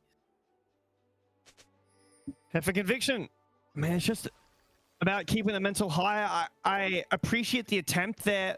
Look for an all-in on Spyrax. The Weavers will follows, but you're just so far behind that not a whole lot you can do. Maryville, how can they close out this game? It feels crazy to be saying that before plates even fall down, but down 6,000 gold before plates fall with a comp like this. Dragon will spawn in 2 minutes, so at least the objective lead, not too crazy. It's 3 grubs to Conviction, 1 dragon over to Maryville, but I mean, this is a worrying sign here for Conviction. The game 1 looked great. Now this game, Tomio on another carry, shut out of the game, and the bot lane of Duo King and Gamer Girl have looked very different this game than they did last game. The Rakan is a very important pick that will now be banned away. So Conviction lose this game. They, you know, how many more tools in the toolbox do they have for this bot lane to go into? I mean, even if they win, the fact that the early game for Conviction's looking this tough already is not a good sign for this series, as Gamer Girl will be spotted here. Scary Jerry will walk up and maybe do a bit of damage, but doesn't want to walk through the damage. And Taco will be able to walk back to tower pretty easily.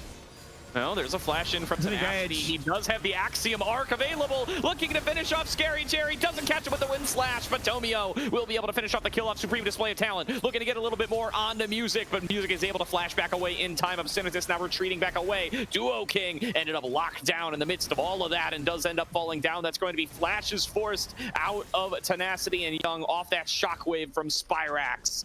And it will be a 1-for-1 exchange. Duo King for Scary Jerry. It's a win for Conviction, but it's not going to get them back together on its own. And down goes Gamer Girl, snagged by another decimating smash. Tenacity waiting in the wings, wants to be able to one-shot Obscenitus, knows that this guy is low, regardless of him posing as the misfortune, but there's just too much damage. Spyrax helps with the ball. Tomio trying to trade back. He falls down as well. And Spyrax is just too strong to be assassinated. Well, it's a good start from Conviction. They find the catch onto Scary Jerry. Again, it's a bit disrespectful from this 80 carry as bullet time nearly 100 to 0 is Young. But there's no wards around these mid lane brushes. They don't have enough vision to fire to spot out the all-in. But even though Scary Jerry gets killed, the walls are so heavy at this point that Scary Jerry can just do this and fight 3 in the mid lane and the tower at the same time. But Maryville, I mean, they lose 1, but yeah, I'd pause 2 because it's looking rough. It is looking a bit rough. We get a little bit of downtime here. Oh, and we're unpaused. All right, never mind. We are right back into the thick of it. And this is where Maryville are going to start to be able to just kind of take whatever they want on the map. They have themselves an 8,000 gold lead, and this is a team that is very good at accelerating their leads once they do have them. Nice strut out of the grand entrance there from Scary Jerry, playing that to its limits. Spyrax gets himself a second item completed. We get the little pause here. Worth noting, another dragon is on the map and ripe for the taking, and you better believe the Maryville are going to be there for it.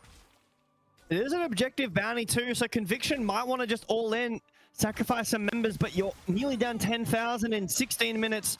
It is this lethality build too from Scary Jerry. One of the reasons why he's so fast. There's quite a bit of a chunk down onto Gamer Girl. No sustain on this Morgana. Scary Jerry's taken quite a bit of chunk damage, and with no Essence Reaver or any mana sustain, pretty low on mana too. And the dragon has spawned, and you can see Tomio. Look at this flank here around the Raptors pit. This could be huge. Yeah, rolling in the deep here could even make it bigger with a Weaver's Wall if they want to try to join forces here. You can see Young waiting around on the other side, could just try to chuck his ultimate through the team, set up for an even bigger Supreme Display of Talent. Can even connect some walls together. There's a lot of tech available with this duo. They need the exact perfect moment if they want to have any chance of coming back into this game. No. Here comes Tomio, 3-man ultimate of the Supreme Display of Talent, puts a one-shot at a Scary Jerry to boot. Obstinatus throws himself to the back line, but it's a 1 versus 4. He'll be melted down as well. Over the wall comes Music, managing to land a big Cataclysm and an even bigger Shockwave from Spyrax. Despite the disastrous start, Conviction, or rather Maryville, are just too strong. They are going to be able to cut down each and every member they encounter. Tomio fights back and beats off Spyrax. Will be able to take him down. It's a 3-for-3 exchange at the end of the day, but Maryville with control over the dragon. They will get this dragon and deny the objective bounty, but that was a huge amount of gold over to Tomio. 1k at the end. And for Maryville, if you continue to allow these plays to happen, don't have wards in the jungle, allow Tomio to find these flanks, yes, you might still win this game because of the early game you had, but this series is far from over. Conviction finding fight back after fight back in this game that should be open and closed. Indeed, it should be. Really great flank angle found there from Tomio. Doing such a good job. Be able to pull them back into this. He's 3 items now on this Kiana. We didn't talk about it earlier. Look, you're a color caster here, Jay Beto. What do you think of Axiom Arc first item on the Riven? I've heard it's a build being cooked up. I think Alaus has been playing it a little bit in solo queue. The idea, though, for this build is that it's supposed to be a snowbally build. You buy it early game, you run down the lane. The problem is, how has this game been going? You know, 0-5 for Tenacity. Is Axiom Arc really the item you want? Maybe it's a Sundered Sky and an Eclipse for some, you know, a little bit of survivability in this fight, because now Tenacity getting targeted. Yeah, there's going to be the ulti combo, Cataclysm plus Shockwave, and it's just too hard to play. At that point, down goes Tenacity on the Riven. 6th time. It really is like the solo queue Rivens. See if he hits that 0-9 power spike at some point this game, but it is running out of time to be able to get there. Rift Herald thrown down to the top lane. This is going to be an inner turret picked up by Spyrax and Music. And as long as these two stay joined together, it feels very difficult for any kind of play to be mustered. Tomio deep behind enemy lines again. He is going to get fouled by Music. Supreme Display of Talent comes out, but Music too tanky to be one shot. Does have the backup of Gamer Girl, so he gets the black shield. They will be able to pump out a little bit of damage. Scary Jerry interrupts his own ultimate to dodge a seismic shove from Young and win out a trade big time, but he will have to back away. Tomio does so much damage now with these 3 items. Nearly finds the kill on the Music, but nice flash away. Will keep Music alive. And Scary Jerry, while these ults are finding a lot of damage, they're not getting any kills. So it's good for the numbers, but what did that ult realistically do? You didn't force flash out of Young. You didn't get his ult out because he can't ult there. He doesn't have to TP back. He just walks down to the bot lane and you use your ult. So yes, it'll be back off of cooldown before this next Drake potentially, but all of these ults, Scary Jerry feels very separated from his team. They're not finding a ton of real equivalent damage and value in this game. Atakan now being started up. TP in from Young. Looking to get on towards Tenacity here. He's going to try to turn it back. Pops the ultimate, flashes away from the Shockwave. Thinks he can win this one-on-one with Spyrax. At the very least, can make it even.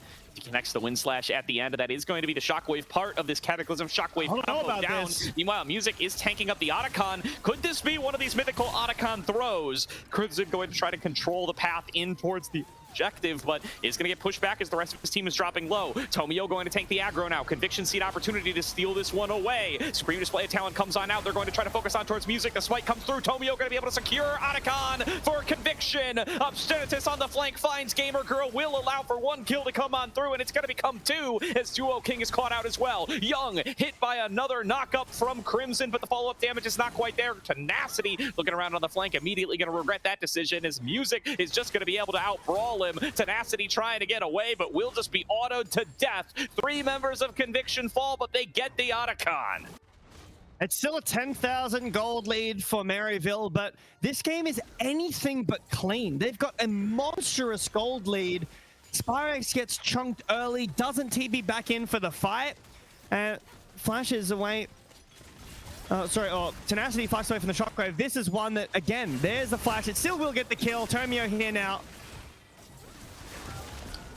Down he goes, and will be able to pick up the one on the Scary Jerry. Wow! He gets away in time. Very well done by Tomio. And I mean, he's putting the team on his back here a little bit. Only 5-4, not picking up a ridiculous amount of kills, obviously, but he gets in there, gets that Otacon, has found some great engages, has found some good picks. And I mean, if Conviction managed to pull this one back, Tomio is going to deserve all the flowers in the world. That is still a long and hard battle ahead. Scary Jerry going to be back up here before too long, and this doesn't really open up any windows for Conviction to take anything. It doesn't, but you got to be confident if you're Tomio. Even though this game looks so bad, he's still maintaining such a dominant form in this game. I would say outplaying Music in a lot of these fights. I'm concerned for Maryville because this game should have been done.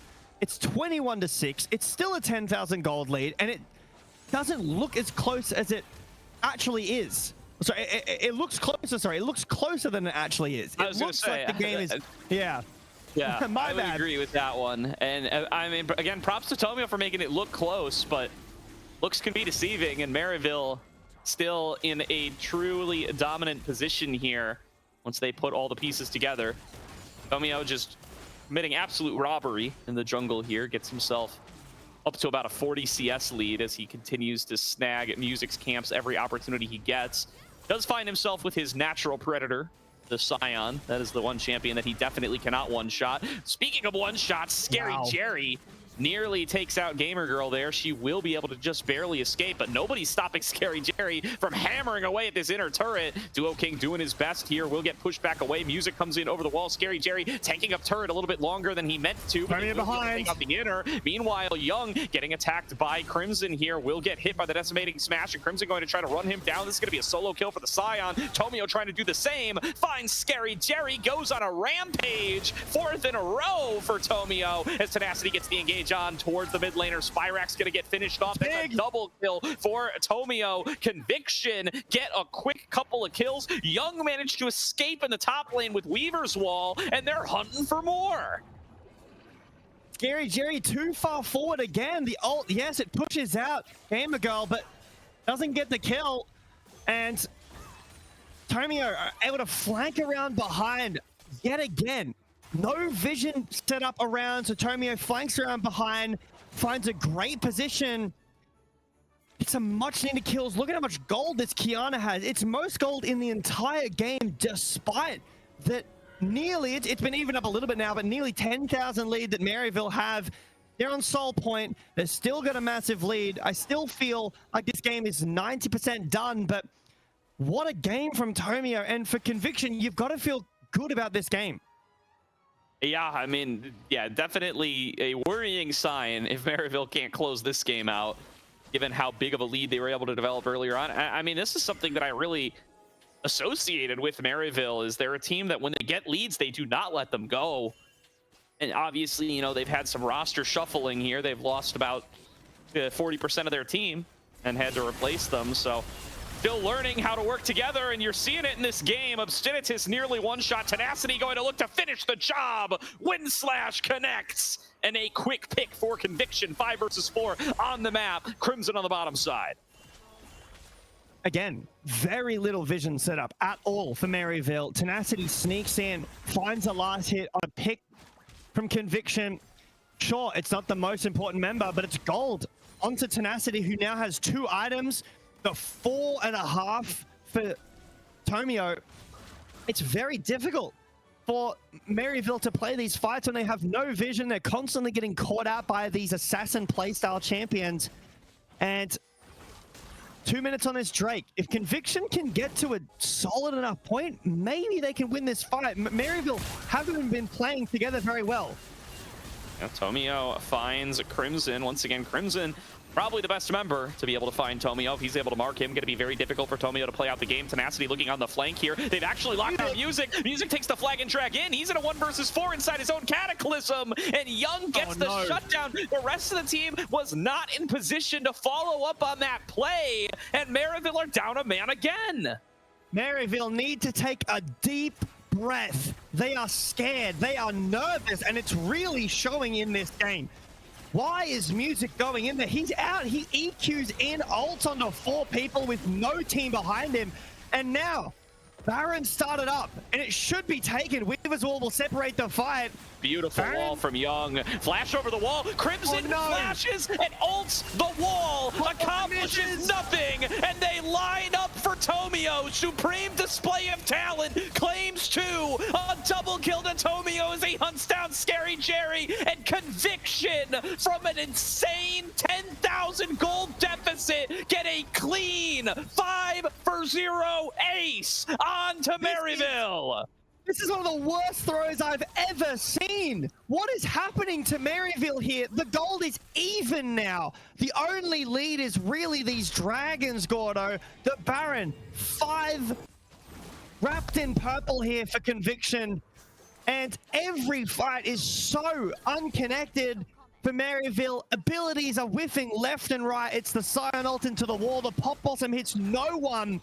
Conviction all on the same page, and Maryville left scratching their heads in this one. Yeah, you know, Givetto, I try to not make it a habit of reading too much into the players' mental states, especially without face cams or anything. But I feel like that flash ult into the wall from Crimson says a lot. These guys are crumbling apart in this game number 2. They can't put the pieces together. It's frustrating to have this kind of lead and not be able to make good on it. And now the lead is gone. Completely. Tenacity, 3 items. You've got Tomio with full build at 30 minutes from his start. 0-4. Now 9-4. Crimson no longer feeling confident in this side lane. Tenacity taking a massive chunk out of his health bar in mid. We've got members grouped up, but again, it feels like Maryville a bit lost. Now a collapse onto the tanky Scion. Tenacity and Tomio, forces combined, can make it happen even against the super tank. Crimson will drop, and Conviction will claim another inner turret, and with it, the gold lead. And it has to be said, Tomio has pulled back Conviction in this game by himself. An all-time performance from Tomio in this series, and it might just finish off here. Obstinatus with the Pop Blossom trying to create some space. Is able to finish off Tenacity, but Duo King holding him still as Tomio throws himself in. Spyrex and Scary Jerry still at health that allows them to fight, and they return fire. Duo King low, Young low, Tomio low, and the rest of Conviction will choose to back away. Still a one fight for them, though, as they manage to clean up music. Crimson respawning in just about a second. Maryville able to hold on in this one. This is a ridiculous performance from the jungle of Conviction. Someone who we, and mostly myself, was very critical about before the game started. Subbing in a jungler like this, you know, obviously we know what happened. It's not like it's Conviction's fault that they left without a jungler in recent times, but Conviction looked like, again, they look like this team has been together for the whole time. And Tomio putting on an absolute statement for himself. GA now. Sold the boots. It is full 6 legendary items with a GA. Tomio knows who the carry is. It's no flash for this Kiana. No ult for a little bit, but you've got denying the Dragon Soul in 2.5 minutes and the Baron for Conviction as well. It's the Chemtech Soul as well, which for the Scion is a massive boon, but for the rest of the team, it's not the most impactful soul. So even if Maryville do get this Drake, it's not really going to provide them with a massive increase in power. Tomio, so confident. Yeah, just throwing out the supreme display of talent there, gets the damage. Crimson is walking it off. You can't single-handedly assassinate him, even with full build. He will be able to walk that one out, and that is going to be Tomio without supreme display of talent for a little bit of time. Perhaps a small window afforded to Maryville here to try to be able to fight back. The Weaver's all down too. Still no flash on both those members, no flash on Gamer Girl, but those will be up fairly shortly, and it is still even game for Maryville. I still feel as though their comp is really solid. The Scion is so strong. It has been all game. If they can take down Tomio, who is most of this gold for Conviction, the damage starts to really fall off, right? The Riven in the backline, I mean, it's not going to do a ton. It's still a Riven late game, right? You still get CC'd out of the game.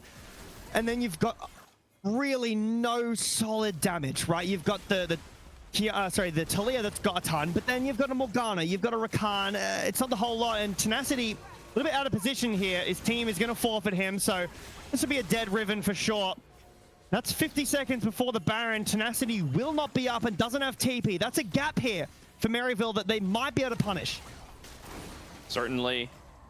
Now Maryville going to see if they can make good on this opportunity. Omeo going to begin the siege in the bottom lane, trying to get on towards this turret.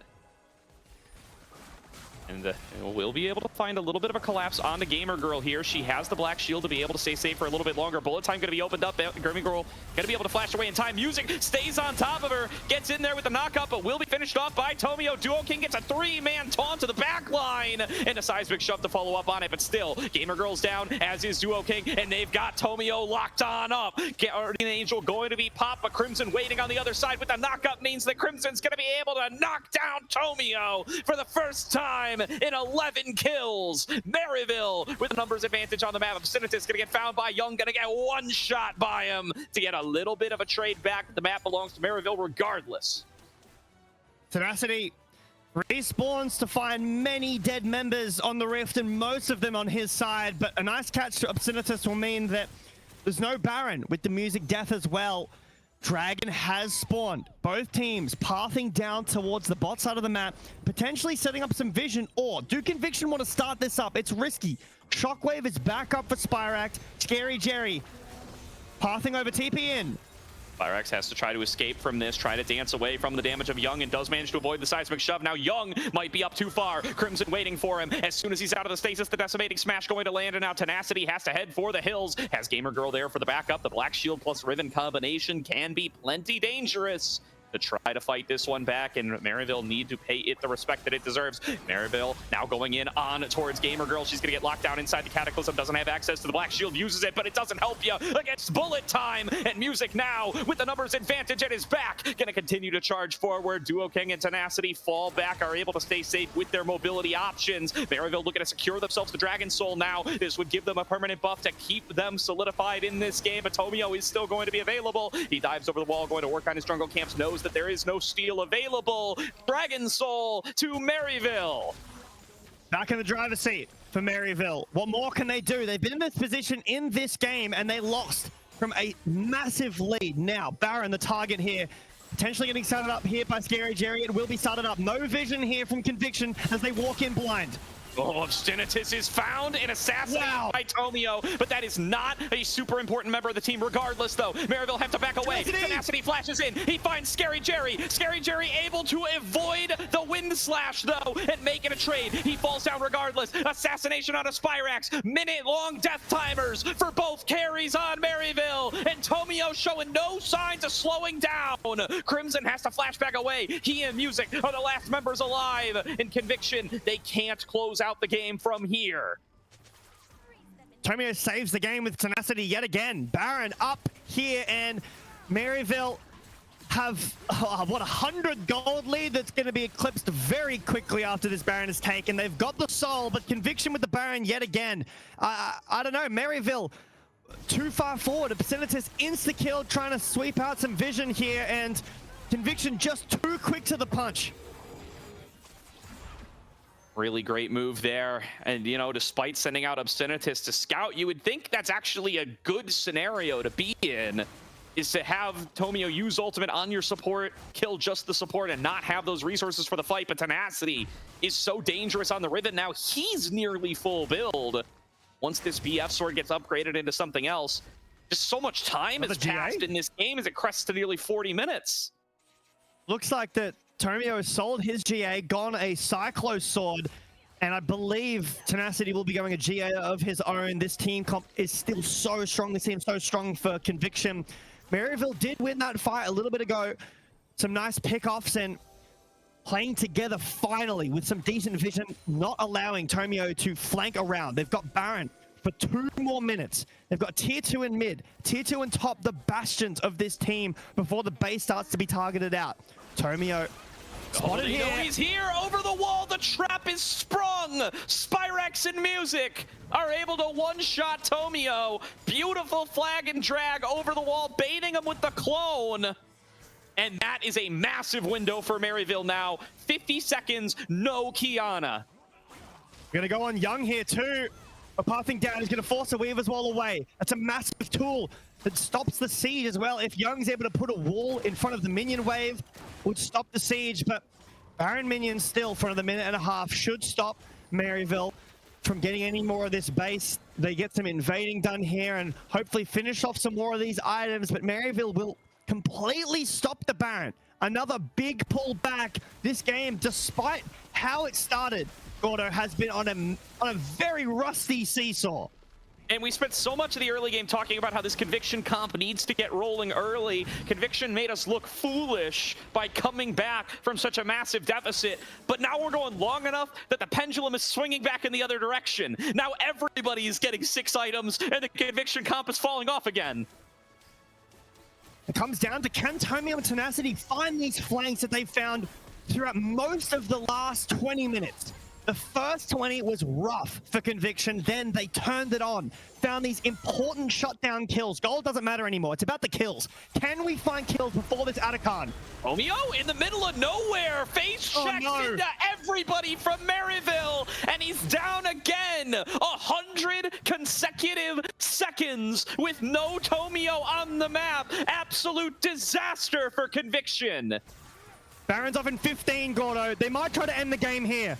This is the time, this is the place. Tomio still down for a year in League of Legends time. 38 seconds remaining. A whole team fight can play out in that time. It's all got to come down to Tenacity. He's got to be able to execute on the Riven, on this flank, and save the game for Conviction. The minion wave has been cleared away. It's going to be a while before the next one is able to rejoin, and Maryville aren't going to do it. They're not going to pull the trigger. They're not going to try to escort this minion wave in. This game will continue to play on. There's just too much wave clear for Conviction. Scary Jerry, he's found! He's cut off from the rest of his team. He goes to the top side, but the rest go to the bottom, and now the trigger's been pulled for him. Tenacity found by the remaining 4 members of Maryville. And Scary Jerry has stayed alive. He's chasing down the remaining members. Music arrives to give him a double kill. Spyrex getting chased down by Tenacity, enters the stasis in just the nick of time. And Maryville University on Tomio's death timer find the fight they need. Brother and sister now trying to defend the Nexus and trying to keep a dream of a 2-0 series alive, but they just can't do it. Tomio and Gamer Girl pushed back away. Tomio falls for a 3rd time in a row, and Maryville will take us to game number 3 as soon as they can get some minions. You've got to be kidding me, Gibetto. There's just no way this game isn't over. They've got 10 seconds on Duo King. Gamer Girl has to flash away, should fall down here to Spyrex, but is this enough? That's it, it's only Duo King. Duo King's up in 2 seconds. He's not gonna be able to stop this. Maryville have found game number 3, the least clean game of all time. They get the 10K lead, they throw the 10K lead, and they pull it back for the win in 41 minutes. Maryville force game 3. Conviction with the hand in that game. They let it slip despite pulling themselves back all the way except the finish line. Maryville have to be feeling stressed out but relieved after that game, because that game should have been over. They do win it, but if you look at the fine print, it was not pretty at all. No, it was not. And I mean, listen, we can't let those deaths ruin Tomio's night. This is an all-time carry series from this man. This guy's playing out of his mind. Look at that damage chart. He can do anything he wants post 35 minutes. He's earned that right. What a game from him. But Maryville, look, they hang on. They remain stalwart. They play to their outs. They finally find the chance to be able to win the game, and they seize it. These guys aren't done yet. These teams are going to brawl one more time. More than one more time as well. We've got a big series here on our hands, and I mean, this things you could point out for both teams here. The bot lane for Conviction looks rough. I mean, even in that game, it didn't really get a whole lot done. Obviously, that's just par for the course. We were talking in the chat here about Morgana just being a black shield on legs, as you described it, that game, for Tomio to really get into the fight, and it did a whole lot, right? But then Maryville, with that position, look at this gold graph. And then still pulling it back. It's so difficult. Like, who is really at fault here, right? I mean, Conviction with the bad early game, but then they pulled it back. They found the ins. Tomio and Tenacity pulled back so much of this game, and then they couldn't quite do it. Maryville, Scary Jerry with some really out of position fights there. And towards that end, I really thought we were going to see another one, but Scary Jerry just too tanky, I guess. I don't know. I mean, Music paths over, finds a Cataclysm, and helps his AD carry survive, but that was one of the League of Legends games of all time. Yeah, I mean, too tanky sounds like a joke, but it's kind of the reality here. It's just for Khan and Talia on him. He avoids seismic shove, and then Talia can't do it. I mean, he's just too quick. He's going to be able to sit there and drain tank with the Bloodthirster, and you need that burst to be able to actually close out the kill, or you need more teammates, and they just don't have more teammates. I mean, for Conviction, go ahead, it's so go tough. ahead, Chivetta, So you got tough. it.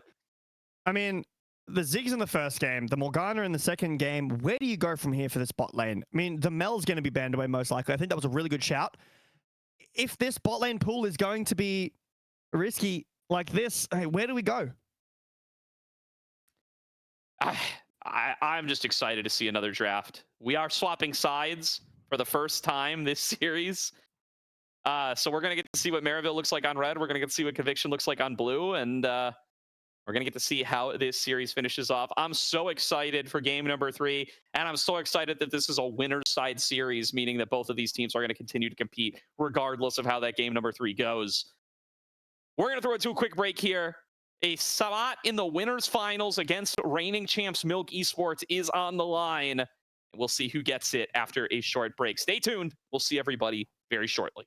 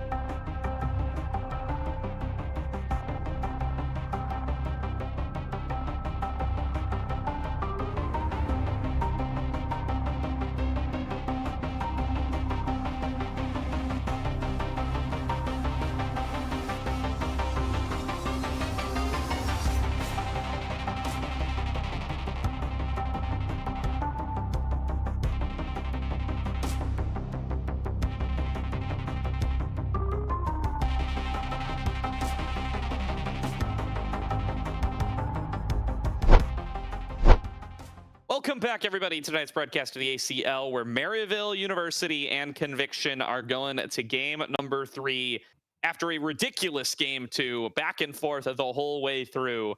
That eventually gets won out by Maryville to bring us to a third and final game.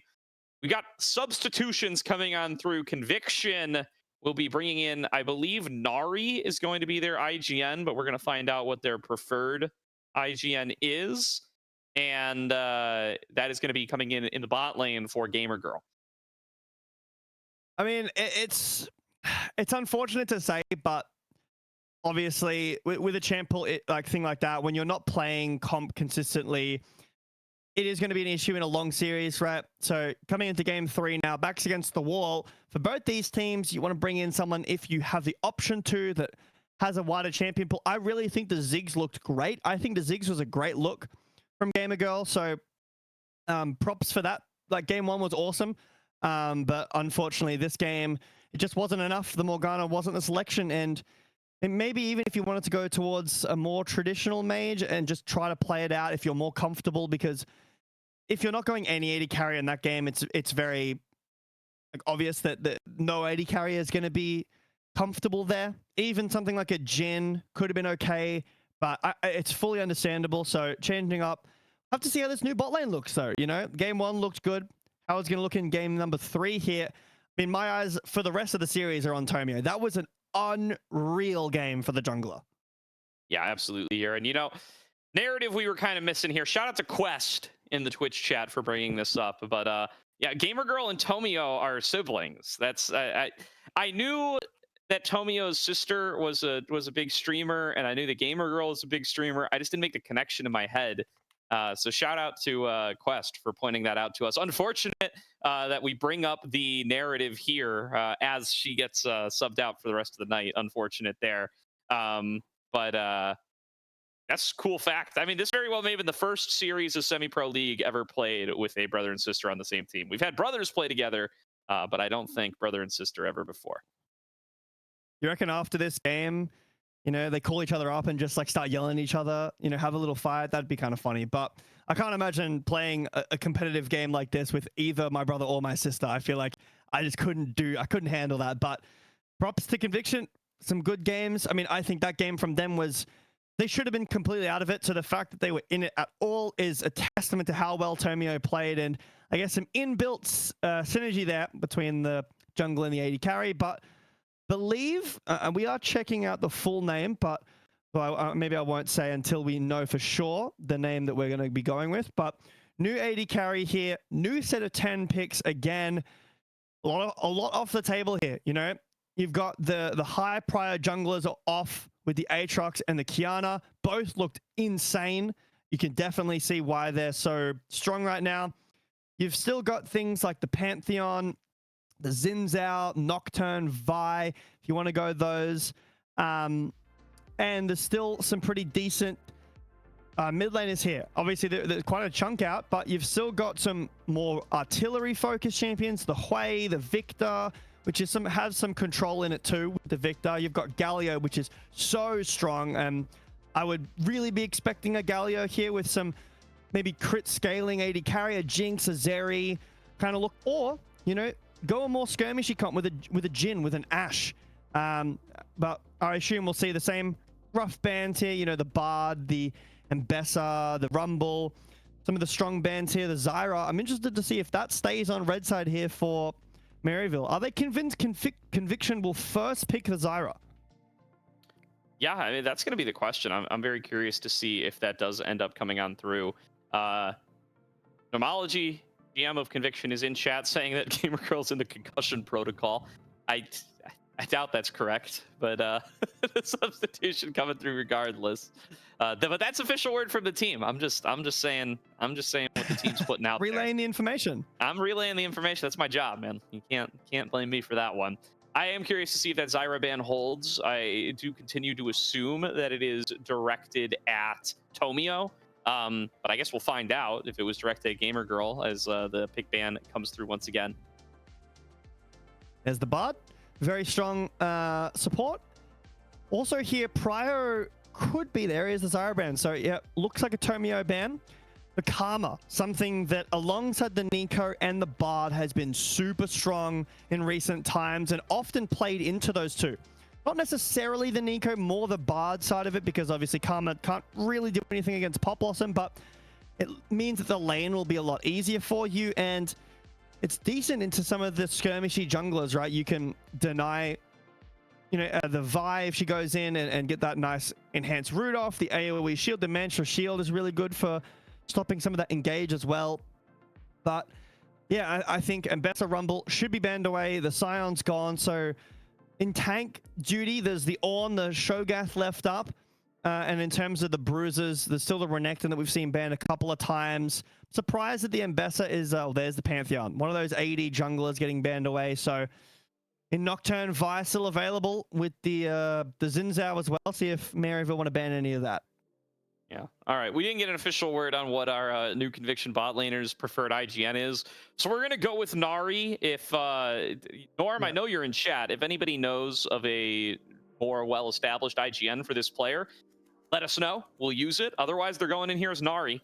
Ban's going to continue now. Pantheon taken off the board. The jungle pool going to start to become a little bit more limited.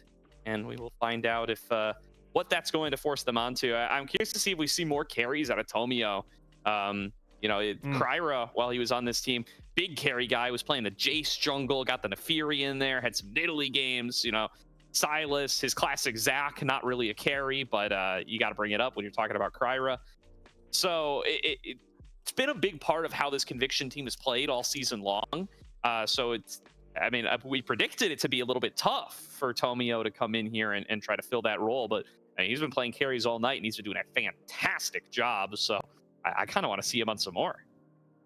I mean, the Zed's something that could be picked up too. Feels kind of that Kiana role with the lethality burst potential. Oh, Not the Mia? CC. Oh, shout it. I'm sorry for cutting you off there, J Beto. Oh, good. Norm is in chat saying that it's Mia, former Evil Genius's Prodigies AD, former Team Liquid First AD. That's awesome. It's great to have Mia back. So this is Mia. Okay, very, very good to know. Very good. Cool. So she will be coming in the bottom lane to join up with Duo King for game number 3. Well, there's the Rumble ban as well. Have to see how this bot lane goes. Another sub in. There's the Rumble and the Ambessa ban. What's first pick here for Conviction? Do they want some bot lane prio? Yunara still available. I'm surprised that neither of these teams still have prioritized. I mean, it makes sense for Conviction in the last 2 games, but is there a change around here for Conviction? It's the Vi first pick. One of those AD junglers. Poppy value is big here already. Poppy, something that I think could have gone really big last game, but this game already starting off good. I mean, you see Poppy banned every game in pro play. I mean, I think Casper's got 100% ban rate. Here's the Xin Zhao that I was talking about earlier. So there's the AD jungler handshake. And there's not a whole lot of mids taking away the Mel. I like it. I like it. I'm assuming that's going to be for Spyrax, and it'll suit him very well. It's not a pick we've gotten to see him on too many times, but it's one that, I mean, Toasty was bringing to the table on this team, and it's one that I think is right in his wheelhouse. The Vi, of course, the selection for Conviction here means that we aren't going to get another carry out of Tomio, but I mean, perhaps even more scary if you are on the Maryville side is this is like Tomio's bread and butter. Like, this is his most played comp champion. So if he's playing like that on stuff that isn't really in his traditional wheelhouse, you're going to find out how he plays on something that he's gone for, and you know, all the way up to the LCS, as well as like won tournaments like NACL on. You know, he's been that supportive player. That's how he won with Disguised. That's how he made his way onto Shopify Rebellion for that little bit of a half split that he had for himself there. It's been a long and pretty successful journey at the tier 2 level for Tomio on these sorts of picks, so he's definitely going to be dangerous. And there is Young on one of his patented picks, an early Akali lock-in to lane up against this Mal. That's a tough matchup at the start of the game. You get so outranged and tough for Akali to lane. The skirmishing is great, sure, and later on in the side lane, it's great. I mean, Conviction just want to fight. Look at this comp. Vi, Akali, Renekton. They're diving you. They're running you down. They've got so much mobility. They want to end the series. They want to go up 2-1 in this. They want to win. There's the Poppy. Again, look at the value for Poppy this game. you want to engage, talk about what's good against that. The Poppy, really nice hit. Yeah, tough matchup to have to play. And this Conviction team up against the Poppy.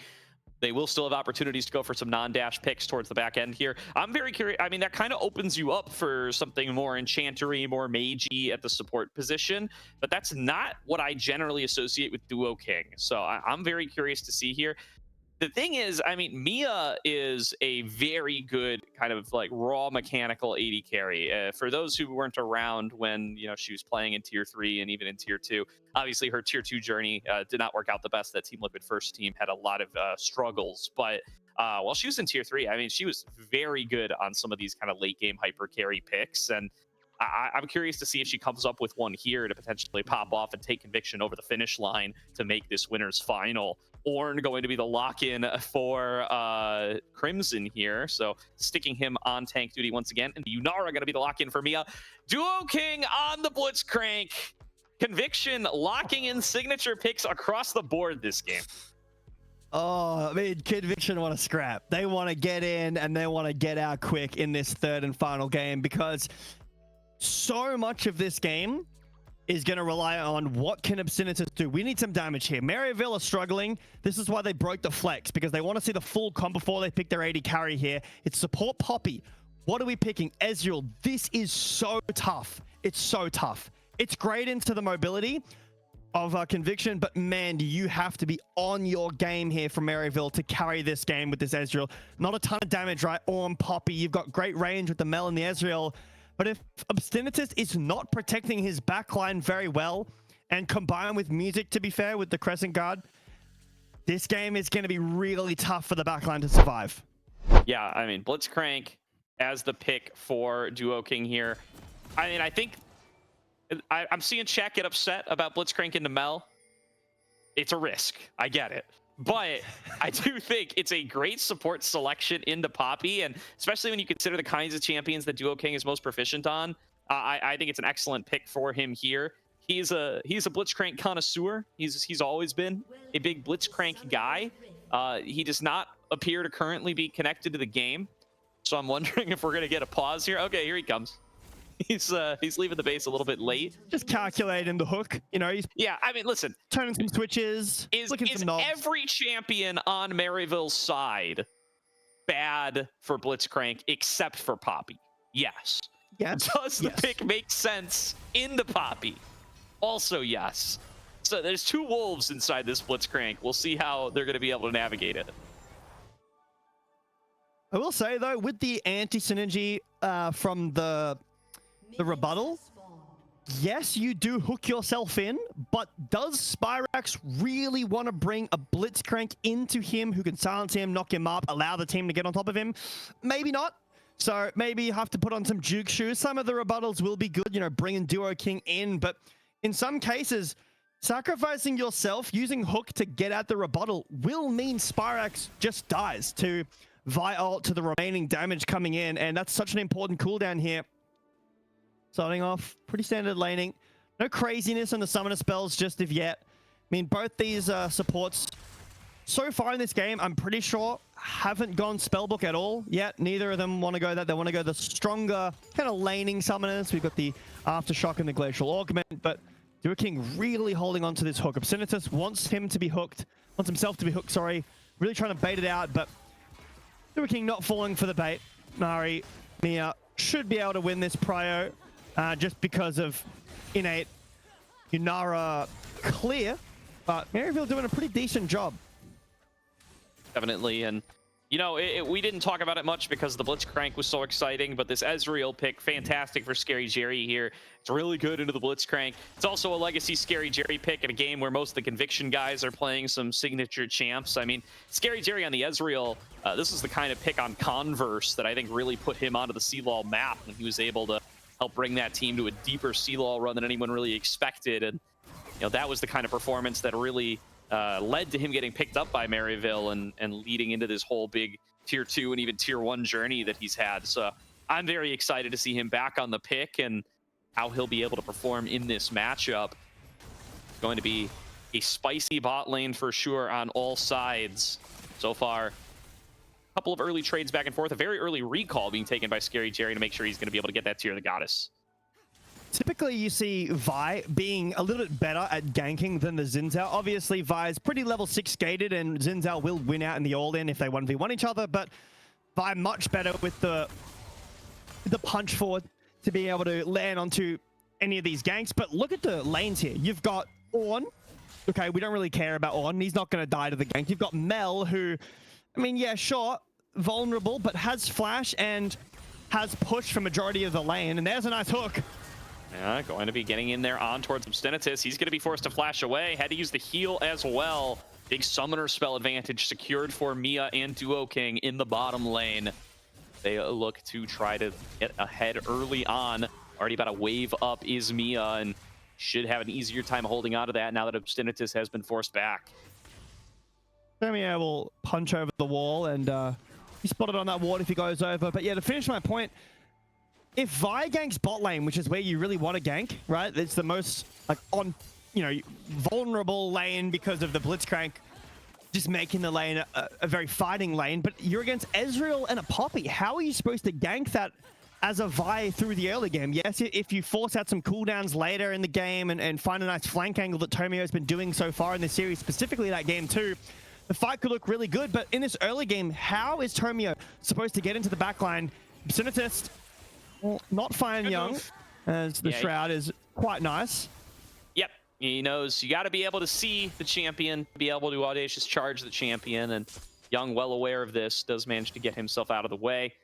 Will be looking just fine in this laning phase. Doesn't even really lose health for that exchange. And Scary Jerry, of course, on the Ezreal, able to farm at range pretty safely. So neither party loses out on too much for this. Does mean that Young is going to get himself through this laning phase pretty close to unscathed. Ooh. So here's music waiting in the wings. This could be first blood if Young wants it. Decides he would not want to trade his life here and will instead back on away. I do think a rebuttal to immune the execute damage would actually potentially cause him to go down 1-for-0. So once again, good disciplined move from Young there to not just take the E back in and greed for first blood. Did cost him his flash though. Music flash forwards, and Young has to answer that as the Akali's health bar was getting pretty low there. Spirax and Young should be able to base TP back into the mid lane pretty much for free, but here comes Tomio in the bot lane. Looking around to see if he can get away into this gank. Is going to be a flash in from Duo King. Forces a flash from Scary Jerry, who shifts away pre-hook. Still going to be able to get out of there without too much trouble. Young now at level 6, looking to get involved in this brawl in the bottom lane, going to dive his way in on towards music. He manages to secure the dragon with both junglers present. Mia looking for a solo kill out of Scary Jerry, going to get it. Obstinatus getting focused down, a dash forward from Young, going to get stopped in its tracks and will allow Obstinatus to escape, but a quick 2-0 for Conviction as they execute around the dragon. I mean, first there, you can see what I was talking about with how difficult it is to dive this bot lane early game, how difficult it is to gank for Tomio. Scary Jerry did have to flash, but Sinitus and Scary Jerry get out basically for free. But then it's the brawl around the dragon that goes Conviction's way. Not only do they get the Drake for themselves, they steal it away with Young, but they get 2 as well. Nari, Mia winning that fight out against Scary Jerry, forcing out his barrier, and Mia still has flash, so it's a big pull here for Conviction.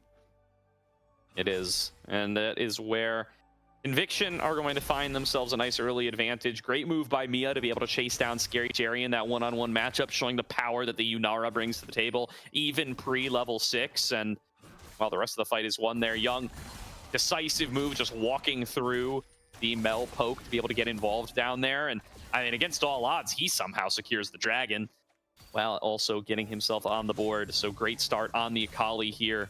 Making good use of that first perfect execution. Pretty good here in the top lane, Crimson. Just weak siding against the Renekton. Be a bit tough until Tenacity gets that Black Cleaver on, but obviously Crimson going the Bramble Vest early, meaning that the lane will be just a little bit more difficult for Tenacity to sustain through the full thing. Maybe open up for some gank potential from music, but flash off of Scary Jerry means potential for Tomio to revisit down this bot lane. Yes, it's still very difficult to gank this lane, but Duo King with a really nice engage bot side here as maybe we're going again. Nice hook. Finds its way onto Obstinatus. That is the target that you want to go for because he's the one that's not going to be able to buffer it. Level 6 ticked for both marksmen, and Mia feels like she has a chance to be able to take a fight as a result. Scary Jerry going to have to pay some respect there and shift back away. No real lasting damage done for that engagement, but kind of showing how this game plan is tended to work out in the 2 versus 2 for the Yunara and the Blitzcrank duo. Junglers both hovering around mid right now. It looks like Tomio is actually going to start up onto the Grubs, and doesn't look like Music has any intents to actually challenge. He's going to try to make his way in for a steal onto the red buff. Oh, hook at max range. Duo King gonna pull Obstinatus close to the turret. Not gonna take any shots for it though, and Mia taking a lot of damage on the backside. Just toss out a little bit of additional damage on towards Scary Jerry, but Music is in the wings, looking for a potential dive onto this low health Yunara. Will they be able to navigate away from it? A quick peek at the top lane. Like we're diving. Here comes Music trying to set up the dive, going to have access to the Crescent Guard, casts it. Obstinatus chasing down Mia, will find her, execute on the Scary Jerry. Nobody getting kill credit for that one, but Duo King will be able to take out Music. Obstinatus about to fall down as well. Young gonna be able to pick up the kill onto him. It's a double kill to Obstinatus somehow, and this actually ends up being a 2 for 3 in the favor of Conviction. The play just completely crumbles. Yeah, Scary Jerry got executed, but you're right. Obstinatus, the one with the double kill. Poppy doesn't mind gold. Hold on, ult up in top lane. A nice combo coming through from Crimson. Actually going to be able to force out Dominus from Tenacity. He gets the passive into the knockup from the ultimate into the charge. Would have potentially threatened to kill there on the Renekton. Tomio's had a pretty quiet start to this game. Does have ult available now, so I expect some action, but again, it's a bit of a tough look. Who do you look on? Is it Crimson, the tank, who's under his tower? Is it this Mel with the range, still has flash up, and has that rebuttal to push away any of the damage that follows the cease and desist there? Or is it this Ezreal Poppy bot lane that counters so much of what you want to do? Is it going to be a wait until the team fight? So far, the Grubs, like you said, taken from Conviction, but a much better early game than we saw in game 2. That was very rough from Conviction. So to see them a bit more stability in this game feels pretty nice, and full clear deluxe from the junglers. An attempt from Music in the bot lane, but Tomio, again, yet to get active. Will it be this bot lane? It's a tough look, though. Yeah, and I do want to highlight, despite not building themselves up a massive lead here, I think it's huge that Conviction have been able to get Young involved, letting this Akali keep pace with the game, keep getting injected with a little bit of additional gold, getting out of the item spikes on good timers. Going to be a big part of their ability to execute this game plan here. Young is a very talented Akali player, but if you're not able to actually bring out the one-shot potential, it can really hurt you. He needs to be able to threaten this Mel and this Ezreal coming into these skirmishes, and I think he'll be able to do it if he's able to continue to participate and get gold the way that he has. Tenacity getting ganked here by 2 members, and this is not even a tanky Croc build. He does have the Eclipse, so he will be finished off without too much difficulty. Young trying to get onto Scary Jerry here, takes a long shuriken flip, but will have to be threatened back away by Obstinatus. I'm not sure about the Eclipse into the Ornn start here. Typically, it is the Black Cleaver, but opting for a little more survivability, I guess, in the longer fights, getting rid of that shield. You know, to trade a little bit more effectively in the short trade as well, specifically against the Ornn. But Tomio just crossing over the mid wave. Doesn't care about vision, knows what he wants, and that's this dragon. We'll clear out some of this vision now, but there's really not a whole lot that's been set up for Maryville. It's kind of a story here in the early game for Maryville. Oftentimes, they haven't had great vision. They have one ward over the back of the pit, and Obstinatus with ult, trying to walk in here and see what's going on around the Drake. Probably too little too late, though. Music is nowhere near this. He's hanging out all the way back by the Gromp.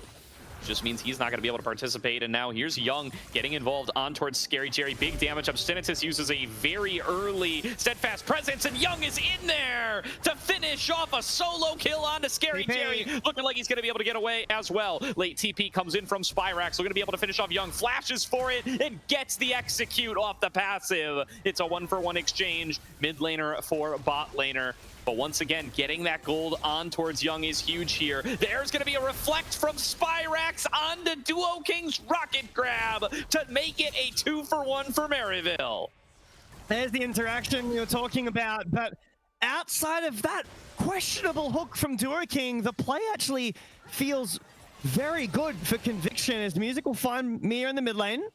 And just pop the ultimate there for that little bit of extra dash range just to get herself out of here and to try to clear away the wave. But Music going to be able to dash right back onto her, having earlier connected. The wind becomes lightning. Dangerous territory for Mia on the Yunara, so she will be forced back away. Young wants to get in here on towards an isolated. Spyrax already used the rebuttal. Will be able to just run him down. It's another solo kill to Young. This is what I was going to talk about in that bot player's nice buffer on the hook, but you get the kill on a Scary Jerry. Yes, Young dies, but Spyrax had to flash for the kill onto Young and immediately punished from Conviction. Prio in mid lane now for Maryville. Scary Jerry, really nice buffer on that hook, will push in the wave, but Mia will be able to catch it very easily. And this game, despite the gold lead being very little, feels like it's slipping away from Maryville. The side lane of this Mel is very weak up against this Akali. The lane is tough, yes, but Young weathered the storm very well, and now top lane turret broken open from Renekton, who's very happy in the side lane as well. Akali now up against Crimson, which is not the easiest side lane for the Akali. It doesn't have a lot of tank shredding potential, but Maryville really need to play through this mid lane, and even then, there's a Blitzcrank there, and this Yunara, nice try on the hook, had maybe thought that there was a Poppy over the wall, but Dragon 2.5 minutes away. Herald will spawn pretty soon, and Maryville down a lot of flashes here.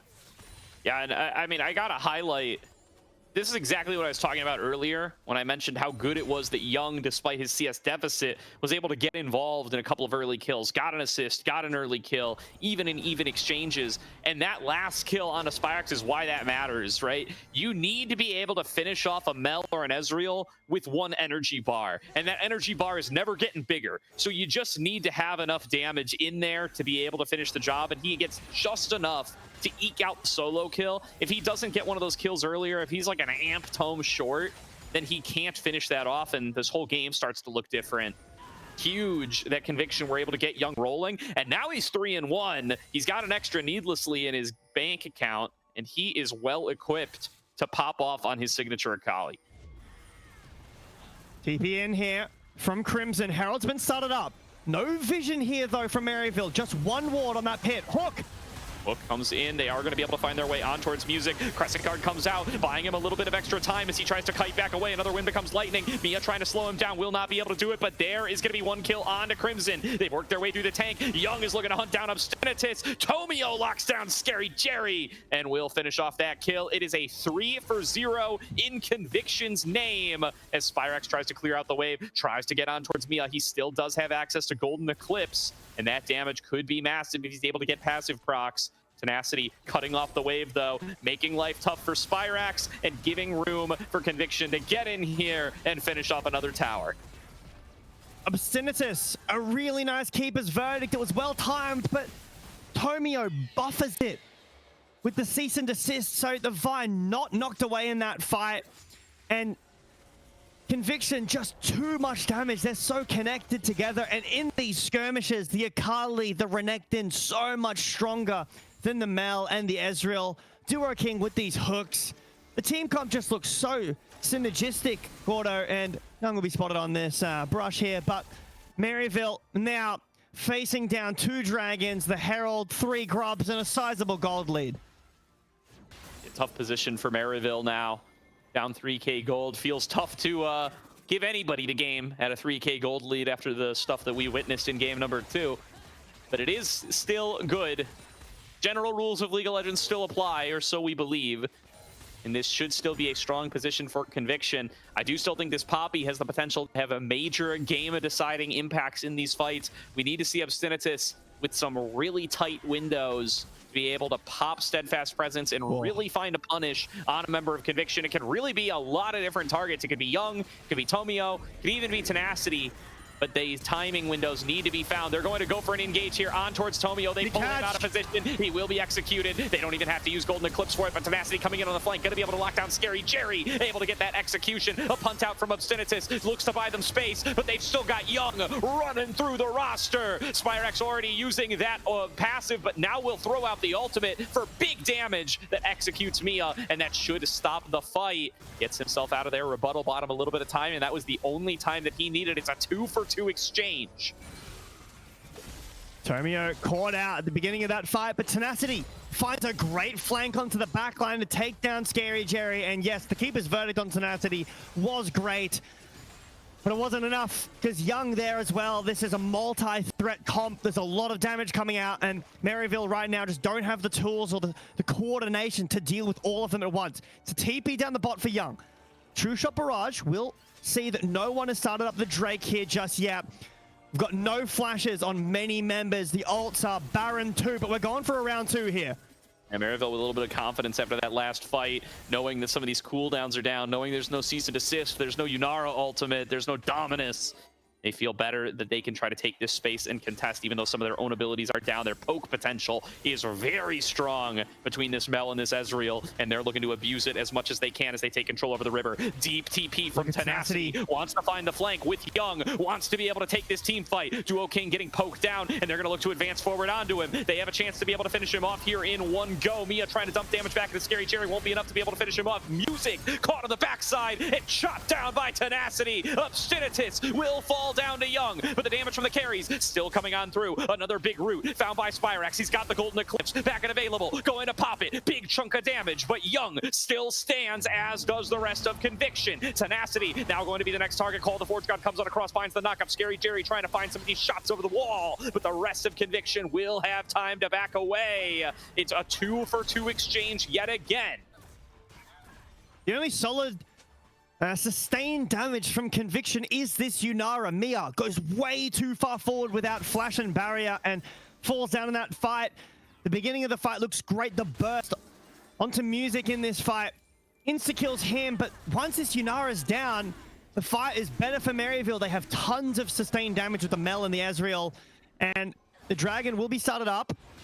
Here, let's see. Can Maryville contest? I don't think they will be able to.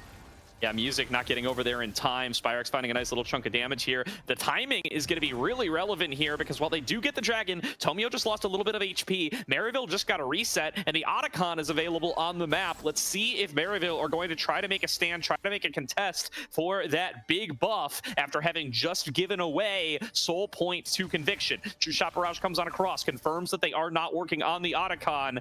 And that's a signal from Scary Jerry to just recall right after. I think probably just hit an item spike, maybe his Mura mana. Yeah, that's big. He gets it. That's but, a big buy. Yeah, it's a big buy, but no pressure on the map here for Maryville. And this Otacon, it's looking tasty for both teams. Tomio, unbeknownst to Maryville, will be on the top side, so Otacon not a threat just yet. Maryville will walk in, sweep out some vision, get some set up for themselves. This has been an issue for this team in the series and mostly in this game so far as well.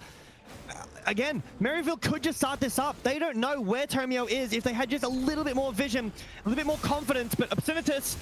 All right, who's catching who here? Obstinatus is the one who's getting caught. He flashes back over the wall. Thought he got a nice charge onto Tenacity, and he did, but that poke damage from Music and Scary Jerry, it's just not enough. Here's an engage from Tomio. Dives right past Obstinatus, wants Music, but the Crescent Guard comes on across. Obstinatus going to fall on down, but Tenacity's been focused too damn fast. The damage from Spyrex will finish him off, and Duo King gonna be the next target. Into the back line goes Young, wants the execute, gets it across two. Down go two Maryville members. Scary Jerry trying his best to fight back, but he will be finished off by Tomio and Young. 4 members down for Maryville. Conviction with an angle onto the Otacon.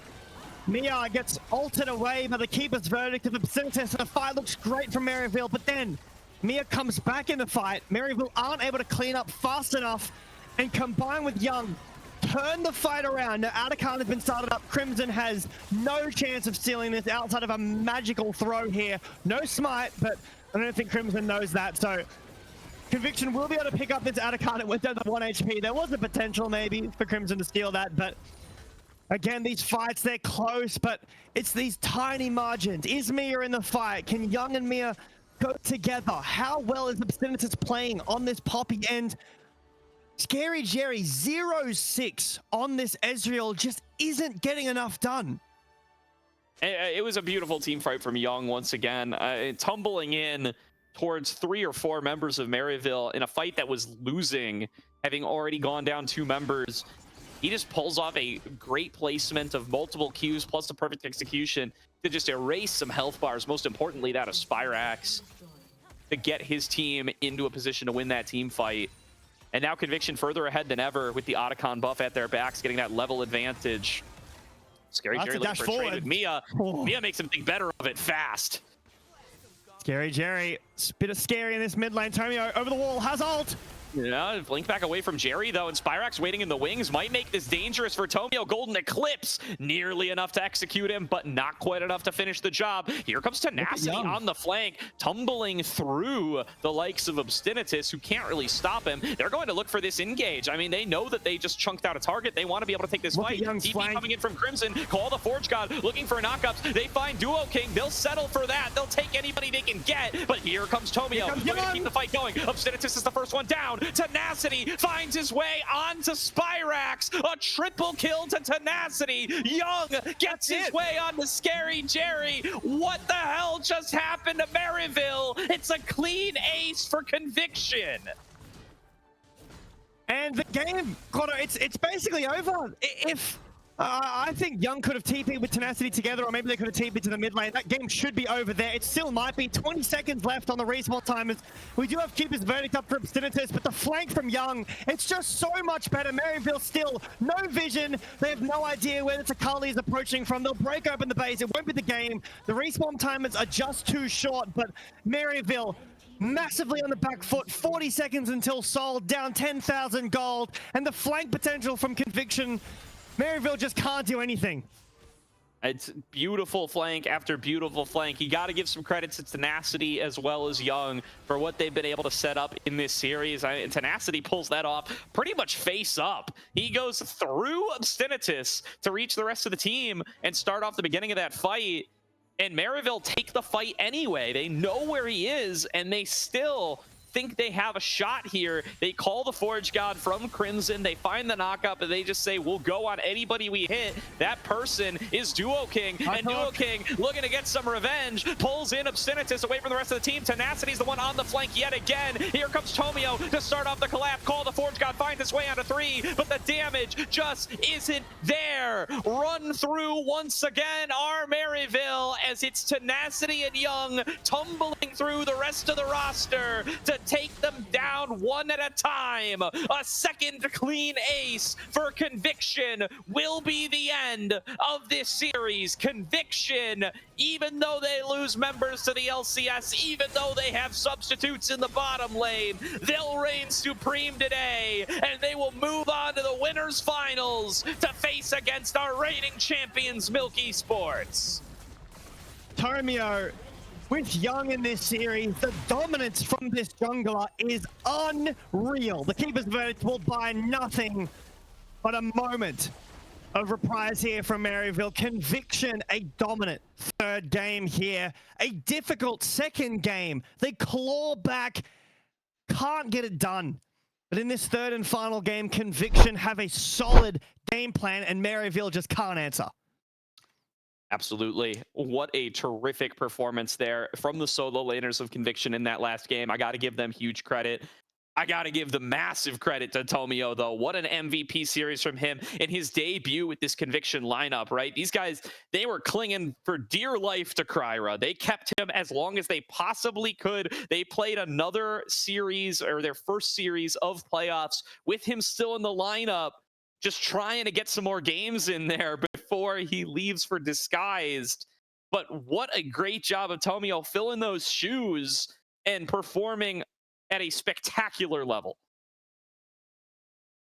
And honestly, overperforming. Again, I was very worried about how this jungler was going to perform. I mean, this first game that we've seen of him, and it looked like, again, that this jungler had been with this team all along.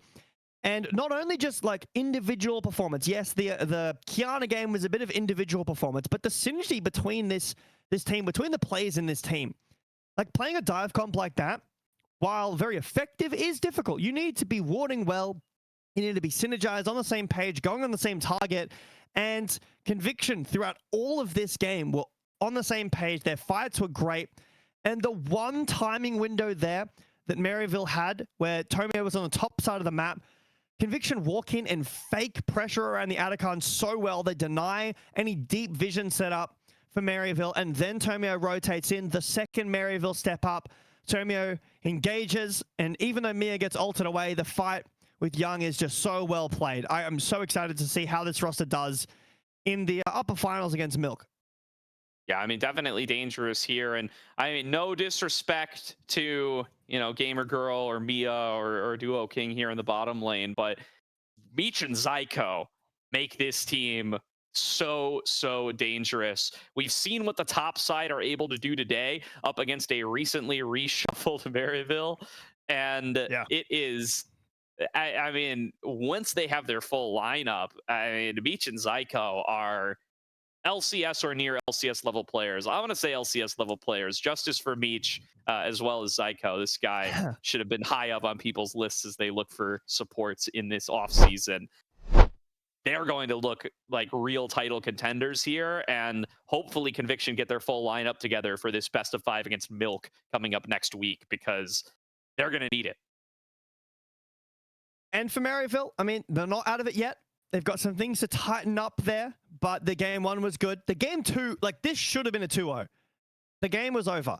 Made some massive mistakes in that second game, and looking back, like, I just cannot believe how it ended up being. I mean, they lost game 1, unfortunately, but that game 2 was, yeah, you really need to tighten that up. The game 1 could have been theirs too if they played it a little bit better. Obviously, with the Wukong and mostly the Nami, in my opinion, I think that there was some slight issues there with the synergy and maybe lack of range for that comp. I still think it was a good comp, and yeah, that game 2 was, it's scary to look at for Maryville, looking back and saying, like, man, we nearly bottled it. We were nearly out 0-2 there, but they've got, you know, more games to go, more time to practice and go back into it.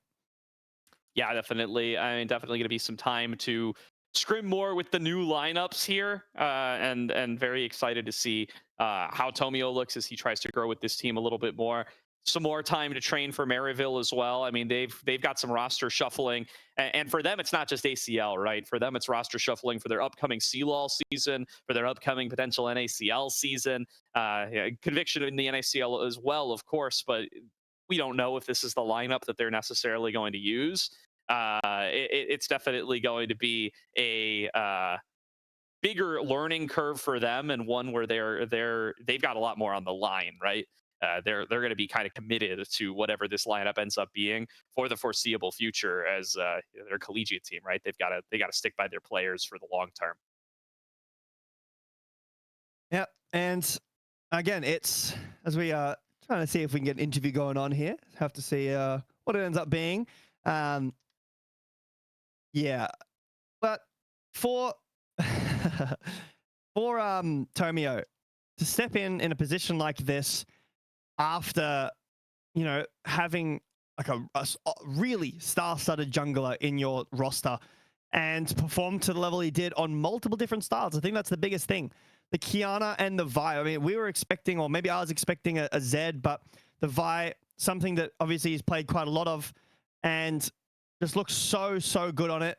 Again, I just can't understate the amount of synergy that this team has seemingly in a very limited amount of time. They look awesome. They look like they've been playing together for a long time, and they look like a massive threat going into this upper bracket finals.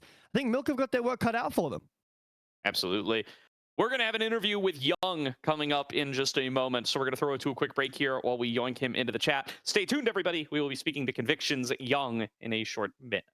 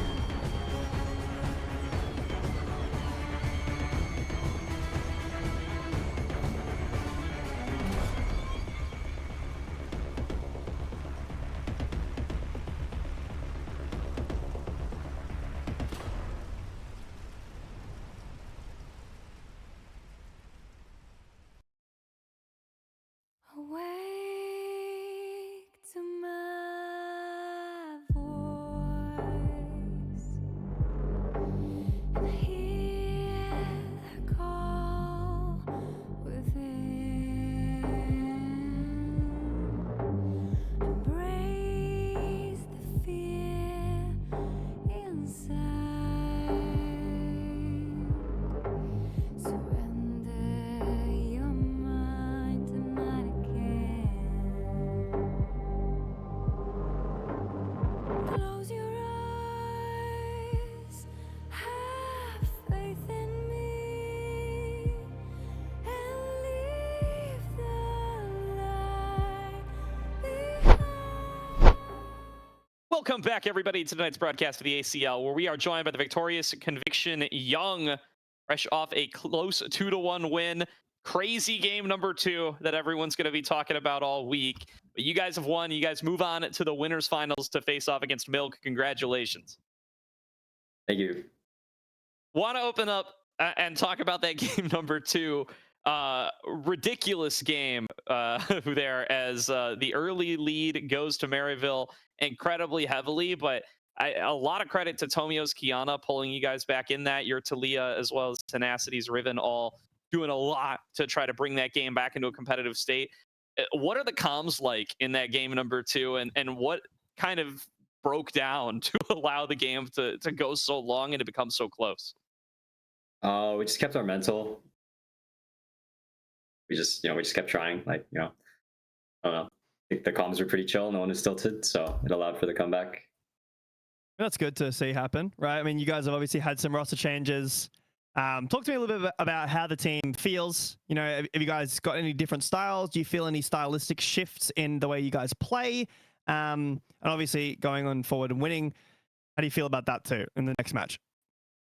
Yeah, I like all my teammates. I think we don't scrim or anything. We just show up and play. But I think our coach sets us up well in drafts. And, yeah, it feels good to win. Nice. Great to hear. That's great to hear. So you guys have had to kind of run through a couple of different lineups here. Obviously, you guys lose Cryer out of the LCS. You get to bring in Tomio, though. He had a fantastic series here tonight. How is he kind of integrating with the team, especially with you guys kind of having to pull in? Tenacity's not been here for a bunch of the games. You've had different bot lanes kind of come in and out.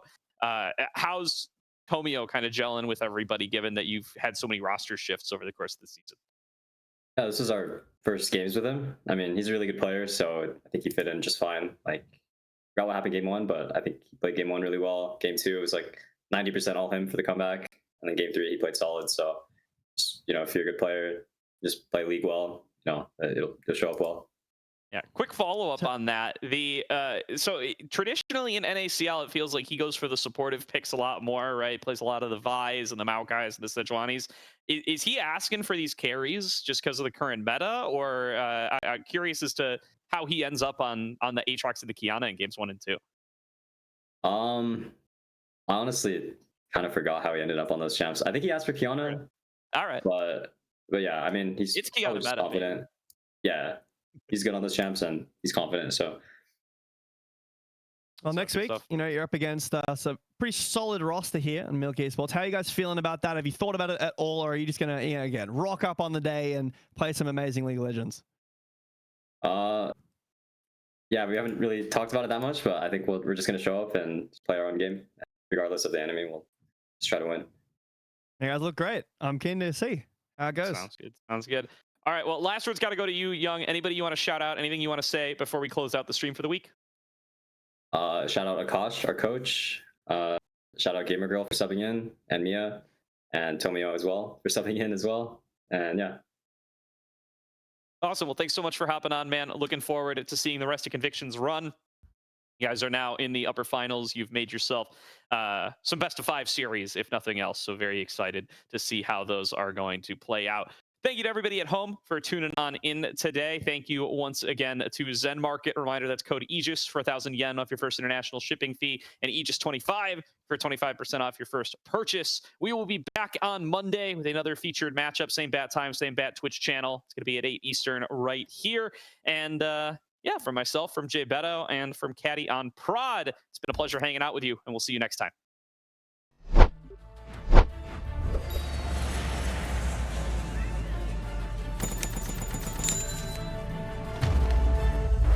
Bro, just use Zen Market.